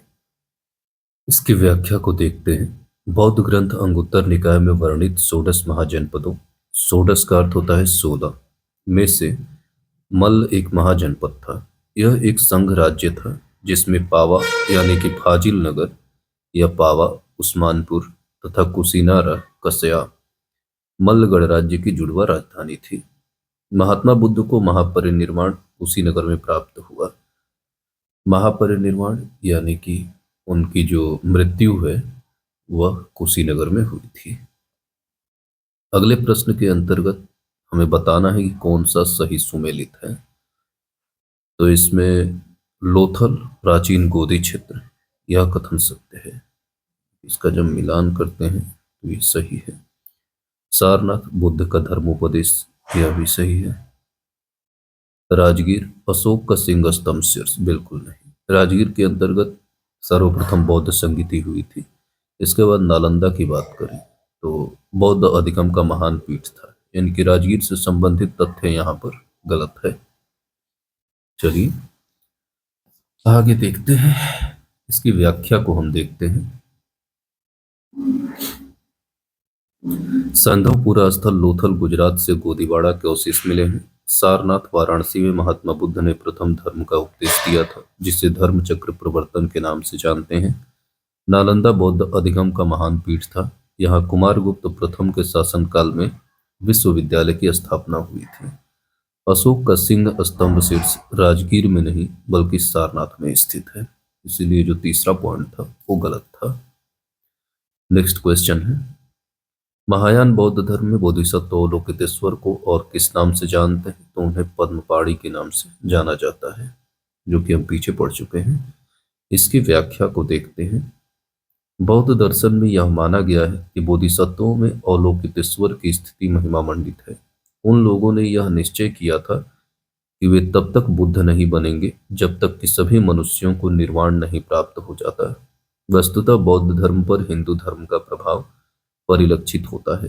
अवलोकितेश्वर नारायण या पद्मपाणि विष्णु का भी एक अन्य नाम मिलता है। अगला क्वेश्चन है, आर्य मंजूश्री मूलकल्प निम्न में से किससे संबंधित है? यहाँ पे स्टार दिया है कि यानी कि इसके प्रश्न में थोड़ा सा सस्पेंस है। इसको पढ़ के देखते हैं। आर्य मंजूश्री मूलकल्प महायान तथा वज्रयान बौद्ध धर्म से संबंधित ग्रंथ है। इस ग्रंथ का संबंध बोधिसत्व यानी कि मंजूश्री से है, इसलिए जो विकल्प दिए गए हैं उसमें महायान और हीनयान ये दोनों संबंधित हैं, लेकिन इससे संबंधित कोई A B नाम का कोई विकल्प नहीं दिया है, इसलिए इसमें थोड़ा सा संदेहास्पद है। अगला प्रश्न है, भारत के धार्मिक इतिहास के संदर्भ में कथन पर विचार कीजिए। स्थाविरवादी महायान बौद्ध धर्म से संबद्ध है। स्थाविरवादी महायान बौद्ध धर्म से संबंधित है? नहीं, महायान से संबंधित नहीं है, ये हीनयान से संबंधित है। लोकोत्तरवादी संप्रदाय बौद्ध धर्म के महासांघिक संप्रदाय की एक शाखा थी। सही है। महासंघिकों द्वारा बुद्ध के देवत्वारोपण ने महायान बौद्ध धर्म को प्रोत्साहित किया, यह भी सही है। तो इस तरह से जो पहला कथन है वो गलत है। आइए इसकी व्याख्या को देखते हैं। परंपरागत नियम में आस्था रखने वालों का संप्रदाय स्थविर या थेरवादी कहलाया। स्थविरवाद बौद्ध धर्म के हीनयान शाखा से संबद्ध है। इसका नेतृत्व तो महाकच्चायन ने किया। परिवर्तन के साथ नियम को स्वीकार करने वालों का संप्रदाय महासांघिक कहलाया तथा इसका नेतृत्व महाकश्यप ने किया था। लोकोत्तरवादी संप्रदाय बौद्ध धर्म के महासांघिक संप्रदाय की एक शाखा थी। बौद्ध धर्म में लोकोत्तरवाद निकाय 18 निकायों में से एक है। बौद्ध धर्म के अंतर्गत जो लोकोत्तर वाद निकाय है वह 18 निकायों में से एक माना जाता है। नेक्स्ट क्वेश्चन है, भारतीय इतिहास के संदर्भ में निम्नलिखित में से कौन भावी बुद्ध है जो संसार की रक्षा हेतु अवतरित होंगे? नाम है मैत्रेय। इसकी व्याख्या को देखते हैं। बौद्ध मान्यताओं के अनुसार मैत्रेय एक बोधिसत्व है जो पृथ्वी पर भविष्य में अवतरित होंगे और बुद्धत्व प्राप्त करेंगे तथा विशुद्ध धर्म की शिक्षा देंगे। मैत्रेय के अवतरण की भविष्यवाणी ऐसे समय के लिए की गई है जब इस लोक में अनैतिकता अनाचार इतना बढ़ जाएगा कि मानव जीवन असुरक्षित होता दिखेगा। सुरक्षा के लिए लोग इधर उधर भटकेंगे, सर्वत्र त्राही त्राही मच जाएगी और मानव जीवन संघर्षमय बनता दिखेगा। ऐसे आपातकाल में बोधिसत्व मैत्रेय इस भूतल पर भविष्य के बुद्ध के रूप में अवतार लेंगे। वह पुनः बौद्ध धर्म की संस्थापना करेंगे और सभी मानवों को सुख शांति एवं समृद्धि का प्रदान करेंगे। अगला क्वेश्चन है, भारत के धार्मिक इतिहास के संदर्भ में निम्न कथनों पर विचार कीजिए। बोधिसत्व बौद्ध मत के हीनयान संप्रदाय की केंद्रीय संकल्पना है। गलत। बोधिसत्व अपने प्रबोध के मार्ग पर बढ़ता हुआ करुणामय है। सही है। बोधिसत्व समस्त सचेतन प्राणियों को उनके प्रबोध के मार्ग पर चलने में सहायता करने के लिए स्वयं के निर्वाण प्राप्ति विलंबित करता है। यह भी कथन सत्य है। ठीक है, चलिए इसकी व्याख्या को हम देखते हैं। बोधिसत्व बौद्ध मत के महायान संप्रदाय का आदर्श एवं केंद्रीय संकल्पना है। बौद्ध धर्म में बोधिसत्व सत्व के लिए प्रबुद्ध यानी कि शिक्षा दिए हुए को कहते हैं। पारंपरिक रूप से महान दया से प्रेरित बोधिचित्त जनित सभी संवेदनशील प्राणियों के लाभ के लिए सहज इच्छा से बुद्धत्व प्राप्त करने वालों को बोधिसत्व माना जाता है। यानी कि पारंपरिक रूप से महान दया से प्रेरित बोधिचित्त जनित सभी संवेदनशील प्राणियों के लाभ के लिए सहज इच्छा से बुद्धत्व प्राप्त करने वाले को ही बोधिसत्व कहते हैं। 10 पारमिताओं का पूर्ण पालन करने वाला बोधिसत्व कहलाता है। बुद्ध बनना ही बोधिसत्व के जीवन की पराकाष्ठा है। बौद्ध धर्म का अंतिम लक्ष्य संपूर्ण मानव समाज से दुख का अंत है।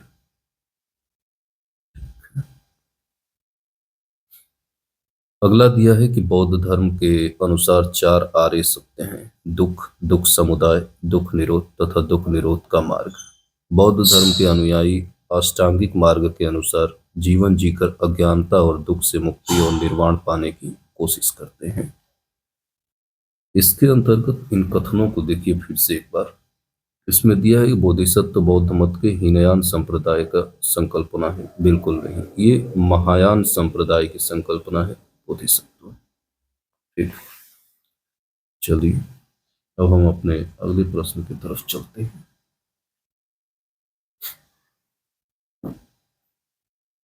हमारा नेक्स्ट क्वेश्चन है, अगला प्रश्न है कि बोधिसत्व पद्मपाणि का चित्र सर्वाधिक प्रसिद्ध और प्रायः चित्रित चित्रकारी है। ये कहाँ पे है? अजंता में। बोधिसत्व का चित्र जो है अजंता में मिलता है। इसकी व्याख्या को देखते हैं। अजंता गुहा श्रेणियों में स्थित गुफा संख्या 1 की बोधिसत्व पद्मपाणि का चित्र चित्रकला की श्रेष्ठ कलाकृतियों में से एक है। गुहा दिया हुआ है, यहाँ गुफा है। अजंता गुफा श्रेणियों में स्थित गुफा संख्या 1 की बोधिसत्व पद्मपाणि का चित्र चित्रकला की श्रेष्ठ कलाकृतियों में से एक है। इसे 6ठी शताब्दी ईस्वी के अंत में निष्पादित किया गया था। चित्र में बोधिसत्व पद्मपाणि ने राजसी शैली में एक नीलम जड़ित मुकुट पहना हुआ है। उनके लंबे काले बाल मनोहरी रूप से झुके हुए हैं। रमणीय रीति से अलंकृत यह आकृति आदम कद से भी बड़ी है और इसमें उनका दाहिना हाथ कुछ कुछ रुका हुआ तथा कमल के पुष्प को पकड़े हुए दर्शाया गया है। बोधिसत्व पद्मपाणि का चित्र। नेक्स्ट क्वेश्चन है, बोधिसत्व पद्मपाणि की पेंटिंग कहाँ स्थित है? अजंता में। अगला क्वेश्चन, हीनयान अवस्था का विशालतम एवं सर्वाधिक विकसित शैलकृत चैत्यगृह कहाँ स्थित है? कार्ले में। हीनयान अवस्था का विशालतम एवं सर्वाधिक विकसित शैलकृत चैत्यगृह कार्ले में स्थित है। यह पुणे महाराष्ट्र के मावल तालुका में स्थित है। अगला क्वेश्चन है, निम्नलिखित में से किस शैलकृत गुफा में 11 सिरों के बोधिसत्व का अंकन मिलता है? कन्हेरी की गुफाओं में। सॉल्सेट द्वीप पर स्थित कन्हेरी गुफाएं महाराष्ट्र के मुंबई शहर में स्थित प्रमुख पर्यटन स्थल हैं। ये गुफाएं संजय गांधी राष्ट्रीय उद्यान परिसर में स्थित है। प्राचीन अभिलेखों में कान्हा शैल, कृष्णगिरी, कान्हागिरी के नाम से उल्लेखित कन्हेरी बौद्धों का प्रमुख केंद्र था। और कन्हेरी में एक ही पहाड़ी में, कन्हेरी के अंतर्गत एक ही पहाड़ी में सर्वाधिक संख्या में गुफाओं का निर्माण हुआ है। कन्हेरी की गुफाओं का निर्माण पहली शताब्दी ईसा पूर्व में किया गया था और ये 11वीं शताब्दी ईस्वी तक इस्तेमाल में रही। गुफा संख्या 41 पहले इसे 23 नंबर क्रमांकित किया गया था। इसमें अवलोकितेश्वर की एक रोचक मूर्ति स्थित है जिसकी 4 भुजाएं और 11 सिर हैं। यह अपनी किस्म की भारत में स्थित एकमात्र मूर्ति है। इस रूप की उपासना चीन, चीनी तुर्किस्तान, कंबोडिया तथा जापान में 7वीं-8वीं सदी में लोकप्रिय थी। नेक्स्ट क्वेश्चन, यह है कि विशुद्धिमग्ग के रचयिता कौन है? तो विशुद्धिमग्ग के रचयिता है बुद्धघोष। विशुद्धिमग्ग यानी कि शुद्धि का मार्ग थेरवाद बौद्ध सिद्धांत पर रचित महायान ग्रंथ है जिसके रचयिता बुद्धघोष या बुद्धघोष, कुल मिला के इनको बुद्धघोषा या बुद्धघोष के नाम से भी जानते हैं। अगला क्वेश्चन, इसमें दिया है कि निम्न में से किन ग्रंथों की रचना संस्कृत भाषा में की गई है? अब इसमें बताना है आपको। तो इसमें पहले तो एक तो दिव्य वदान की और दूसरा आर्य मंजूश्री मूलकल्प, ये 2 संस्कृत रचनाएं हैं। ये 2 बौद्ध ग्रंथ की रचनाएं हैं जिन्हें संस्कृत भाषा में लिखी गई है। ऊपर दिए गए विकल्पों में 2 बौद्ध ग्रंथ दिव्यावदान और आर्य मंजूश्री मूलकल्प की रचना संस्कृत भाषा में हुई है, जबकि श्रीलंका और भारत के प्राचीन इतिहास के बारे में जानकारी देने वाले 2 ऐतिहासिक बौद्ध ग्रंथों दीपवंश और महावंश की रचना पाली भाषा में की गई है।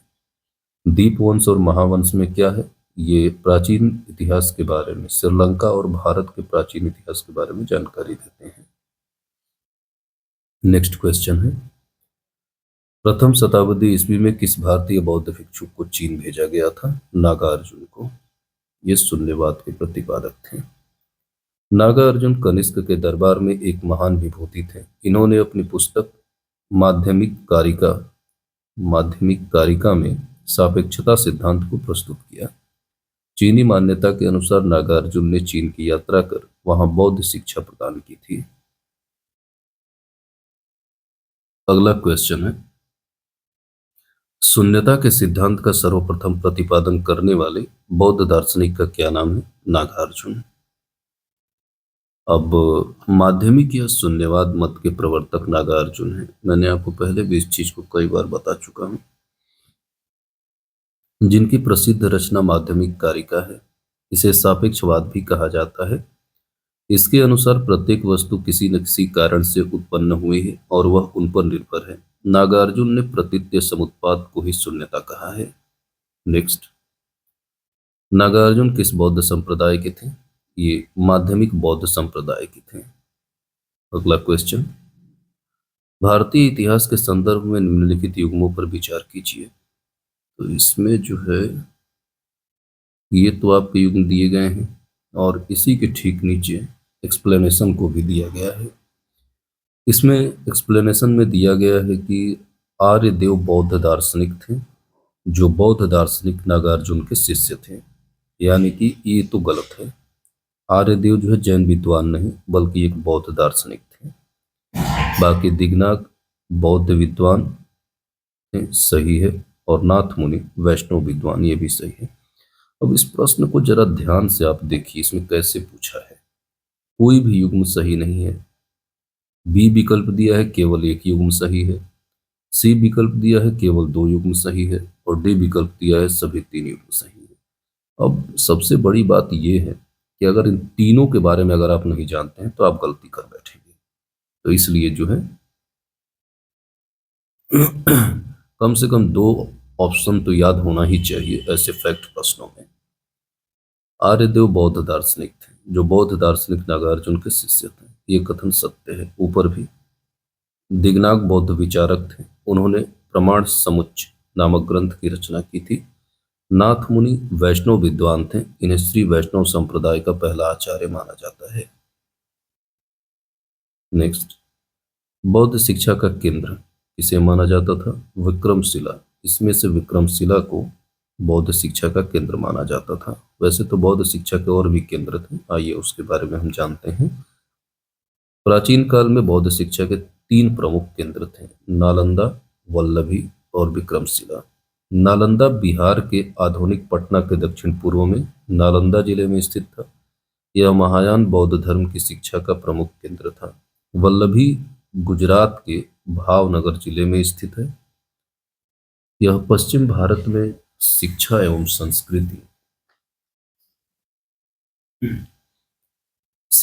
संस्कृति का प्रमुख केंद्र था। यह हीनयान बौद्ध धर्म की शिक्षा का प्रमुख केंद्र था। और विक्रमशिला बिहार के आधुनिक भागलपुर जिले में स्थित था। विक्रमशिला के महाविहार की स्थापना पाल नरेश धर्मपाल ने 770 से 810 ईस्वी में की थी। उसने यहाँ मंदिर तथा मठ भी बनवाए थे। वाराणसी हिंदू संस्कृति एवं धार्मिक शिक्षा का प्रमुख केंद्र था। गिरनार गुजरात के जूनागढ़ जिले में स्थित है। बुद्ध के समय में उज्जैनी उत्तरी अवंती महाजनपद की राजधानी थी। इसमें सभी विकल्पों के साथ साथ प्राचीन काल में बौद्ध शिक्षा के 3 प्रमुख केंद्रों के बारे में भी उल्लेख किया है। नेक्स्ट, निम्नलिखित में से कौन सा प्राचीन भारत में बौद्ध शिक्षा का प्रसिद्ध केंद्र नहीं था? तो नागपुर जो है प्रसिद्ध केंद्र नहीं था। बाकी वल्लभी, विक्रमशिला और नालंदा, ये 3 बौद्ध शिक्षा के प्रमुख केंद्र थे। प्रश्नगत विकल्पों में नागपुर प्राचीन भारत में बौद्ध शिक्षा का प्रसिद्ध केंद्र नहीं था, जैसा कि ऊपर विकल्पों में दिया है। प्राचीन भारत में बौद्ध शिक्षा के प्रमुख केंद्र वल्लभी, विक्रमशिला, नालंदा थे, जो अपनी उन्नत शिक्षा व्यवस्था और बौद्ध अध्ययन के लिए प्रसिद्ध थे। नेक्स्ट क्वेश्चन, वल्लभी विश्वविद्यालय कहाँ स्थित था? गुजरात में। वल्लभी विश्वविद्यालय गुजरात में स्थित था।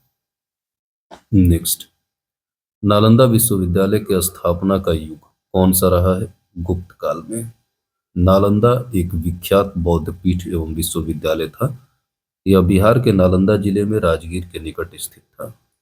5वीं शताब्दी के मध्य गुप्तों के समय नालंदा महाविहार विश्वविद्यालय अस्तित्व में आया। सर्वप्रथम कुमारगुप्त प्रथम ने नालंदा बौद्ध विहार को दान दिया और बाद में बुद्धगुप्त, तथागत गुप्त तथा बालादित्य नामक गुप्त शासकों ने भी इस विहार को दान दिया था। नेक्स्ट क्वेश्चन है, नालंदा विश्वविद्यालय के संस्थापक कौन थे? तो नालंदा विश्वविद्यालय के संस्थापक थे कुमारगुप्त। आइए इसके बारे में व्याख्यात्मक जानते हैं। इसकी व्याख्या को हम देखते हैं। वेनसांग के अनुसार नालंदा महाविहार विश्वविद्यालय का संस्थापक शक्रादित्य था, जिसने बौद्ध धर्म के त्रिरत्नों के प्रति महती श्रद्धा के कारण इसकी स्थापना करवाई थी। शक्रादित्य की पहचान कुमारगुप्त प्रथम 415 से 455 ईस्वी से की जाती है, जिसकी प्रसिद्ध उपाधि महेंद्रादित्य थी। नेक्स्ट क्वेश्चन है, नालंदा विश्वविद्यालय किस लिए विश्व प्रसिद्ध था? यह बौद्ध धर्म दर्शन के लिए विश्व प्रसिद्ध था।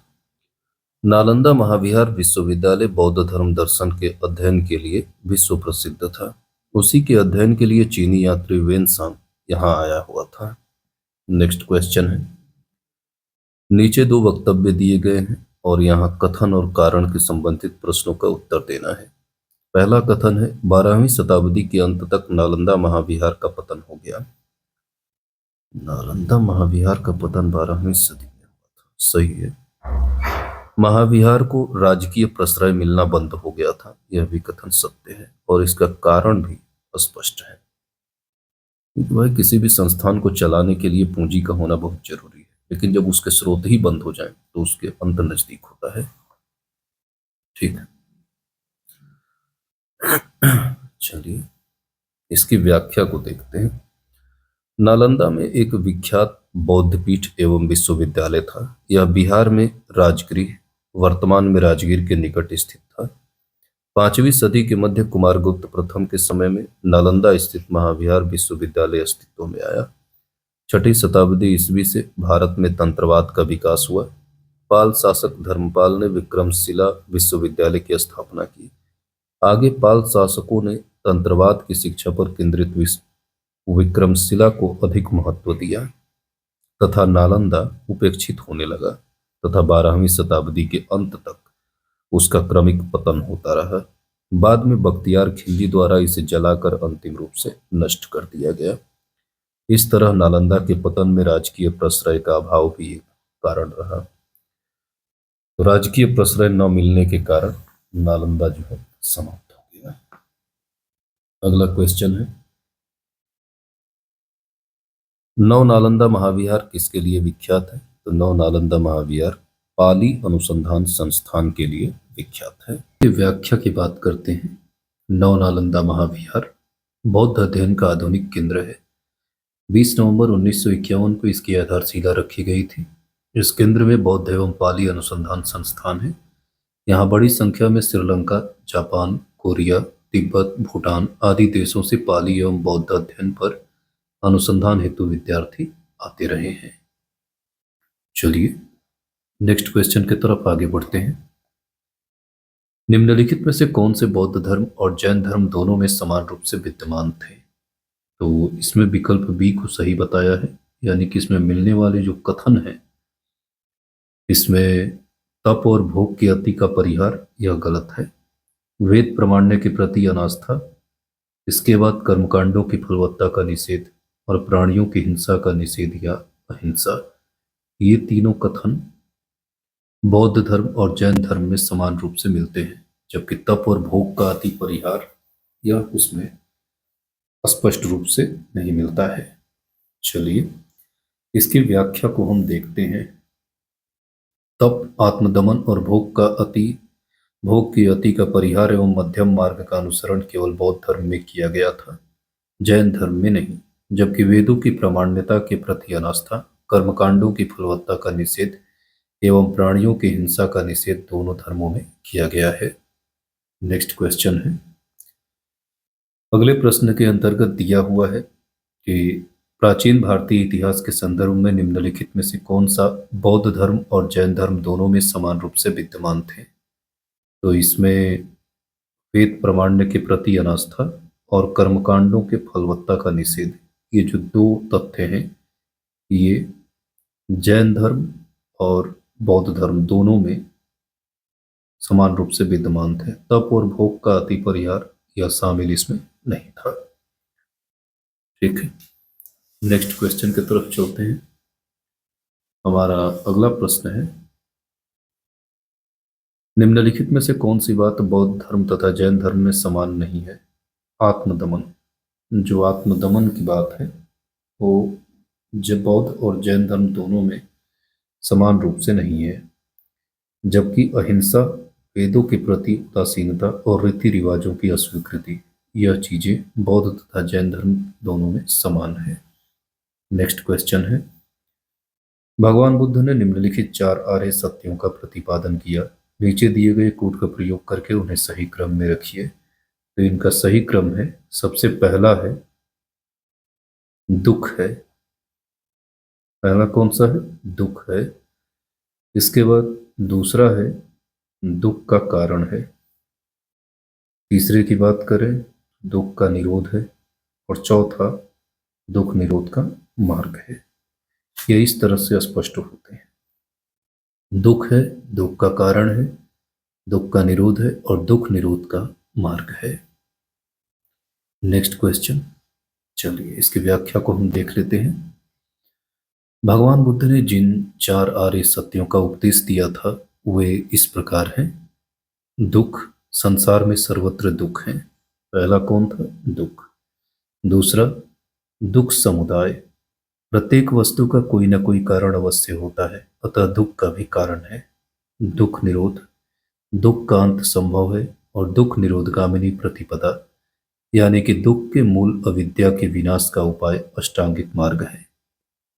यह चार आर्य सत्य क्रमशः आते हैं: दुख, दुख समुदाय, दुख निरोध और दुख निरोधगामिनी प्रतिपदा। अगला क्वेश्चन है, बौद्ध तथा जैन धर्म दोनों ही धर्म किसमें विश्वास करते हैं? कर्म तथा पुनर्जन्म सिद्धांतों के अंतर्गत। बुद्ध तथा महावीर दोनों ही 6ठी शताब्दी ईसा पूर्व की धार्मिक क्रांति के अग्रदूत थे। इन दोनों ने वैदिक कर्मकांडों तथा वेदों की अपौरुषेयता, अपौरुषेयता का अर्थ होता है ऐसा माना जाता है कि इन वेदों को भगवान ने बनाया है, इंसान ने नहीं। इसी चीज को अपौरुषेय कहा गया है। अपौरुषेयता का समान रूप से विरोध किया।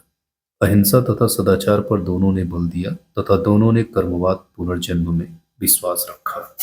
यह चीज जो है बुद्ध और महावीर दोनों ने अपनाया था। अगला क्वेश्चन है, प्रश्न है कि बौद्ध दर्शन के अनुसार विचार कीजिए। तो बौद्ध दर्शन के अनुसार इन कथनों को विचार करना है। कथन है पुनर्जन्म नहीं होता है।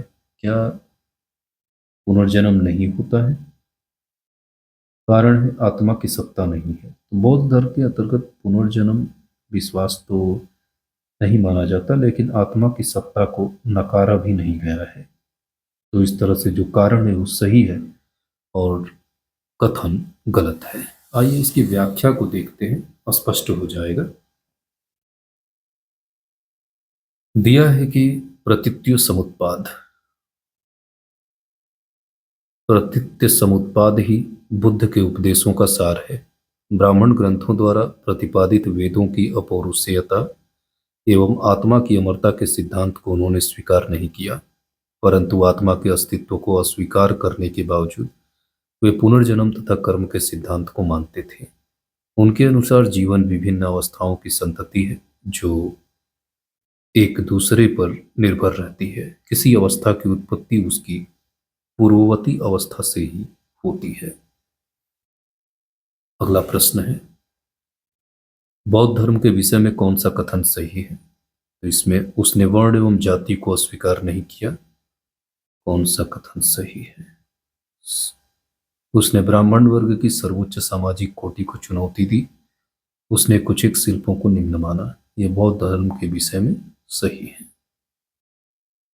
इसकी व्याख्या को देखते हैं। बौद्ध धर्म में वर्ण व्यवस्था को स्वीकार तो किया गया, लेकिन उसने ब्राह्मण वर्ग की सर्वोच्च सामाजिक स्थिति को स्वीकार नहीं किया। बौद्ध धर्म में कुछ शिल्पों को ही निम्न माना था। नेक्स्ट क्वेश्चन, प्रश्न दिया है कि बौद्ध धर्म के विस्तार के कारणों में कौन सा सम्मिलित है?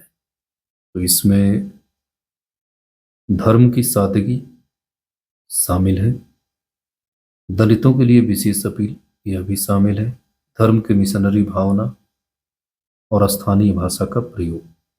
ये चार प्रमुख कारण थे जिसके कारण बौद्ध धर्म का विस्तार संभव हो सका। दार्शनिकों द्वारा वैदिक भावना की सुदृढ़ता इसमें शामिल नहीं है। इसकी व्याख्या को देखते हैं। बौद्ध धर्म की सादगी, दलितों के लिए विशेष अपील, मिशनरी भावना तथा स्थानीय भाषा का प्रयोग बौद्ध धर्म के विस्तार के प्रमुख कारणों में सम्मिलित थी, जबकि दार्शनिकों द्वारा वैदिक भावना की सुदृढ़ता इसमें शामिल नहीं था। ठीक है, अगले प्रश्न की तरफ चलते हैं। नेक्स्ट क्वेश्चन है हमारा, आरंभिक मध्ययुगीन समय में बौद्ध धर्म का पतन किन कारणों से शुरू हुआ था? आरंभिक मध्ययुगीन समय में बौद्ध धर्म का पतन किन कारणों से शुरू हुआ था? उन कारणों के अंतर्गत जो शामिल है उसमें उस समय तक बुद्ध विष्णु के अवतार समझे जाने लगे और वैष्णव धर्म का हिस्सा बन गए। ये जो कारण है सबसे महत्वपूर्ण कारण है जिस कारण बौद्ध धर्म का पतन शुरू हो गया था। बाकी दो को और देख लेते हैं। अंतिम गुप्त राजा के समय तक आक्रमण करने वाली मध्य एशिया की जनजातियों ने हिंदू धर्म को अपनाया और बौद्धों को सताया। ये कारण उसमें शामिल नहीं है। गुप्त वंश के राजाओं ने बौद्ध धर्म का पुरजोर विरोध किया, यह भी रीजन नहीं है। इसलिए जो पहला कारण है कि बुद्ध को विष्णु का अवतार समझा जाने लगा, यहीं से बौद्ध धर्म का पतन जो है शुरू हो गया। चलिए, व्याख्या में दिया है कि आरंभिक मध्ययुगीन भारत में, आधुनिक मध्ययुगीन समय में भारत में बौद्ध धर्म का पतन इसलिए हुआ कि उस समय बुद्ध विष्णु के अवतार समझे जाने लगे और वैष्णव धर्म का हिस्सा बन गए, इसलिए बुद्ध बौद्ध धर्म का पतन हो गया। नेक्स्ट क्वेश्चन है, भारत के धार्मिक इतिहास के संदर्भ में निम्नलिखित कथनों पर विचार कीजिए और बताना है कि इसमें से कौन सा सही है। पहले कथन की अगर हम बात करें, दिया है सौत्रांतिक और सम्मितीय जैन मत के संप्रदाय थे। नहीं, ये जो है जैन मत के नहीं अपितु बौद्ध मत के संप्रदाय थे। दूसरा है, सर्वास्तिवादियों की मान्यता थी कि दृग्विषय यानी कि फेनोमेना के अवयव पूर्णतः क्षणिक नहीं है अपितु अव्यक्त रूप से सदैव विद्यमान रहते हैं। यह कथन सत्य है। आइए इसकी व्याख्या को हम देखते हैं। व्याख्या में दिया है कि सौत्रांतिक और सम्मितीय जैन मत के संप्रदाय नहीं अपितु बौद्ध मत के संप्रदाय हैं, इसलिए कथन एक असत्य होगा। सर्वास्तिवाद में 3 शब्द हैं, सर्व, अस्ति और वाद। सर्व अर्थात सभी तत्व, अस्ति अर्थात हैं। इस प्रकार तृतीय बौद्ध संगति में जिन भिक्षुओं ने सभी तत्वों का अस्तित्व सभी कालों में स्वीकार किया, वे संगति छोड़कर कश्मीर चले गए और सर्वास्तिवादी कहलाए। कनिष्क के काल में चौथी बौद्ध संगति कश्मीर में सर्वास्तिवादियों द्वारा ही आयोजित की गई थी। अब इनका प्रभाव लगभग पूरे देश में फैल गया था। ठीक है, नेक्स्ट क्वेश्चन हमारा है, प्रश्न दिया है कि निम्नांकित कथनों पर विचार कीजिए और बताइए कि चैत्य और विहार क्या होते थे। मैंने आपको पहले भी सब्जेक्ट को पढ़ते हुए उदाहरण सहित हमने बताया है कि जो चैत्य है वह पूजा स्थल होता था और विहार निवास स्थान, इसलिए जो विकल्प बी है वो हमारा सही उत्तर होगा। चैत्य पूजा स्थल होता है और विहार निवास स्थान। विहार का मतलब बिहार स्टेट से नहीं है, विहार एक निवास स्थान है जहाँ बौद्ध भिक्षु रहा करते थे। इसकी व्याख्या को देख लेते हैं। चैत्य का शाब्दिक अर्थ है चिता संबंधी। सौदाह के पश्चात बचे हुए अवशेषों को भूमि में गाड़कर उनके ऊपर जो समाधियां बनाई गई थीं, उन्हीं को प्रारंभ में चैत्य या स्तूप कहा गया। इन समाधियों में महापुरुषों के धातु अवशेष सुरक्षित थे, अतः चैत्य उपासना के केंद्र बन गए। कालांतर में बौद्धों ने इन्हें अपनी उपासना का केंद्र बना लिया। चैत्य गृहों के समीप ही भिक्षुओं के रहने के लिए आवास बनाए गए, उन्हें ही विहार के नाम से जाना जाता है। तो चैत्य और विहार में आप कंफ्यूज मत होइएगा। नेक्स्ट क्वेश्चन है, भारतीय कला में स्तूप, चैत्य और विहार का निर्माण निम्नलिखित में से किससे संबंधित है? तो इसमें बौद्ध धर्म से जो है संबंधित है चैत्य, स्तूप, चैत्य और विहार का निर्माण। अगला क्वेश्चन दिया है कि कुछ शैलकृत बौद्ध गुफाओं को चैत्य कहते हैं जबकि अन्य को विहार, दोनों में क्या अंतर है? बस वही बात है, एक ही प्रश्न को बार बार अलग तरीके से पूछ रहा है। तो चैत्य जो है पूजा स्थल होता है और विहार निवास स्थान के अंतर्गत माना जाता है। तो इस तरह से जो चैत्य है वह पूजा स्थल है और विहार भिक्षुओं का निवास स्थान होता था। ठीक है, नेक्स्ट क्वेश्चन क्या दिया हुआ है? अगला प्रश्न दिया है कि देवनी मोरी स्तूप कहाँ स्थित है? देवनी मोरी स्तूप, तो देवनी मोरी स्तूप जो है गुजरात में स्थित है। देवनी मोरी स्तूप गुजरात में है। देवनी मोरी स्तूप गुजरात के अरावली जिले में स्थित है। यह एक बौद्ध पुरातात्विक स्थल है जिसे तीसरी चौथी शताब्दी ईस्वी का माना जाता है। यह एक बौद्ध पुरातात्विक स्थल है देवनी मूरी, जिसे तीसरी चौथी शताब्दी ईस्वी का माना जाता है। नेक्स्ट क्वेश्चन है, निम्नलिखित कथनों पर विचार कीजिए। अब इसमें पहला कथन दिया है कि पश्चिमी गोदावरी जिले के गुंटूपल्ली में प्रारंभिक चैत्यगृह और विहार चट्टानों को काटकर बनाए गए थे। सही है। पूर्वी दक्कन के चैत्य और विहार साधारणतया चट्टानों को काटकर बनाए गए थे। यह भी कथन सत्य है। इस तरह से ये दोनों कथन सही हैं। नेक्स्ट क्वेश्चन है, इसकी व्याख्या को देखते हैं। गुंटूपल्ली में चट्टानों को काटकर प्रारंभिक चैत्यगृह एवं विहारों का निर्माण किया गया है। ध्यातव्य है कि प्रश्न काल में गुंटूपल्ली आंध्र प्रदेश के पश्चिमी गोदावरी जिले में स्थित था। यद्यपि वर्तमान में यह एनटीआर जिले का भाग है। पूर्वी दक्कन की बात करते हैं तो पूर्वी दक्कन के चैत्य और विहार सामान्यतः चट्टानों को काटकर बनाए गए हैं। तो इस तरह से प्रश्न में दिए गए दोनों कथन सही हैं। अगला प्रश्न, स्तूपों के संदर्भ में निम्नलिखित में कथनों पर विचार कीजिए एवं निम्नांकित में से सही विकल्प चुनिए। सबसे पहला दिया हुआ है, स्तूप शब्द एक वास्तुशिल्प शब्द है। इसका अर्थ है वह चीज जो संचय के माध्यम से बनाई गई हो। तो इसमें यह कथन सही है। दूसरा कथन है कि मृतकों की स्मृति में स्तूप बनाने की प्रथा बौद्ध काल के पूर्व की थी। यह भी कथन सत्य है, क्योंकि स्तूपों का जो उल्लेख है वह ऋग वैदिक काल से भी प्राप्त होता है। आइए इसके व्याख्या को देखते हैं। स्तूप शब्द का शाब्दिक अर्थ होता है ढेर लगाना या एकत्र करना, अर्थात वह वस्तु या चीज जो संचय के माध्यम से बनाई गई हो। विशेष रूप से बौद्ध धर्म में स्तूप शब्द का प्रयोग एक धार्मिक स्मारक के रूप में होता है, जिसका निर्माण बुद्ध और उनके अनुयायियों के अवशेषों को सुरक्षित रखने के लिए किया गया। भारत में स्तूप निर्माण की परंपरा बौद्ध काल की देन नहीं है, बल्कि यह बौद्ध काल के पूर्व से चली आ रही है। भारत में स्तूप निर्माण की पद्धति जनजातीय अवधारणा से विकसित हुई थी, जिसके अंतर्गत जनजातीय मुखिया की मृत्यु के पश्चात उसके अवशेषों को जमीन में दफनाए जाने के बाद उस पर स्तूप नुमा एक टीले का निर्माण किया जाता था।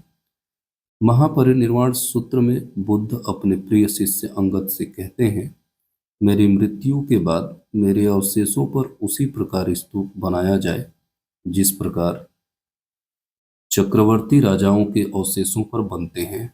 अतः स्पष्ट है कि स्तूप निर्माण की परंपरा बौद्ध काल से पूर्व की थी। नेक्स्ट क्वेश्चन है, अगला प्रश्न है कि धान्य कटक जो महासंघिकों के अधीन एक बौद्ध केंद्र के रूप में समृद्ध हुआ, किस क्षेत्र में अवस्थित था? धान्य कटक जो है इस क्षेत्र में अवस्थित था। ये आंध्र में अवस्थित था। आंध्र धान्य कटक जो अमरावती के निकट आंध्र प्रदेश के तमिलनाडु जिले में एक विश्व प्रसिद्ध बौद्ध स्थल है। पुरातत्व खनन के फलस्वरूप यहाँ से विहारों के साक्ष्य प्राप्त हुए हैं। यह सातवाहनों की राजधानी के रूप में विकसित हुआ है। नेक्स्ट क्वेश्चन है, सुल्तानी युग में बौद्धों की कौन सी शाखा सबसे प्रभावशाली थी? वज्रयान शाखा। सुल्तानी युग में बौद्धों की वज्रयान शाखा सबसे प्रभावशाली थी। व्याख्या, सुल्तानी युग यानी कि मध्यकाल में बौद्धों की वज्रयान शाखा सबसे अधिक प्रभावशाली थी। वज्रयान का सबसे अधिक विकास 8वीं शताब्दी ईस्वी में हुआ था तथा इसके सिद्धांत आर्य मंजूश्री मूलकल्प तथा गुह्य समाज नामक ग्रंथों से मिलते हैं।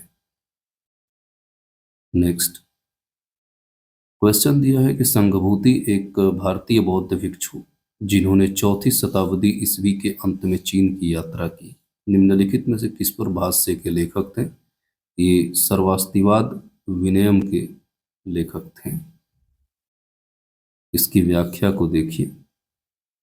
चौथी शताब्दी ईस्वी के अंत में चीन की यात्रा करने वाले भारतीय बौद्ध भिक्षु संघभूति ने सर्वास्तिवाद विनयम पर भाष्य की रचना की थी। यह बौद्ध धर्म के सर्वास्तिवाद संप्रदाय का एक महत्वपूर्ण ग्रंथ है, जिसमें भिक्षु जीवन के नियमों और विनियमों का वर्णन मिलता है।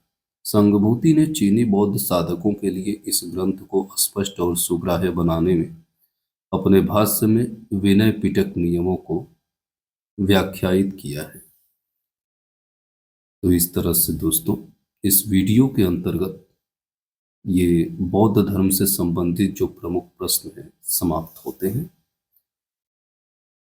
इसी तरह की वीडियो को जानने के लिए, प्रश्नों को देखने के लिए, तथ्यों को पढ़ने के लिए इस चैनल को सब्सक्राइब करें। मिलते हैं नेक्स्ट वीडियो में। जय हिंद।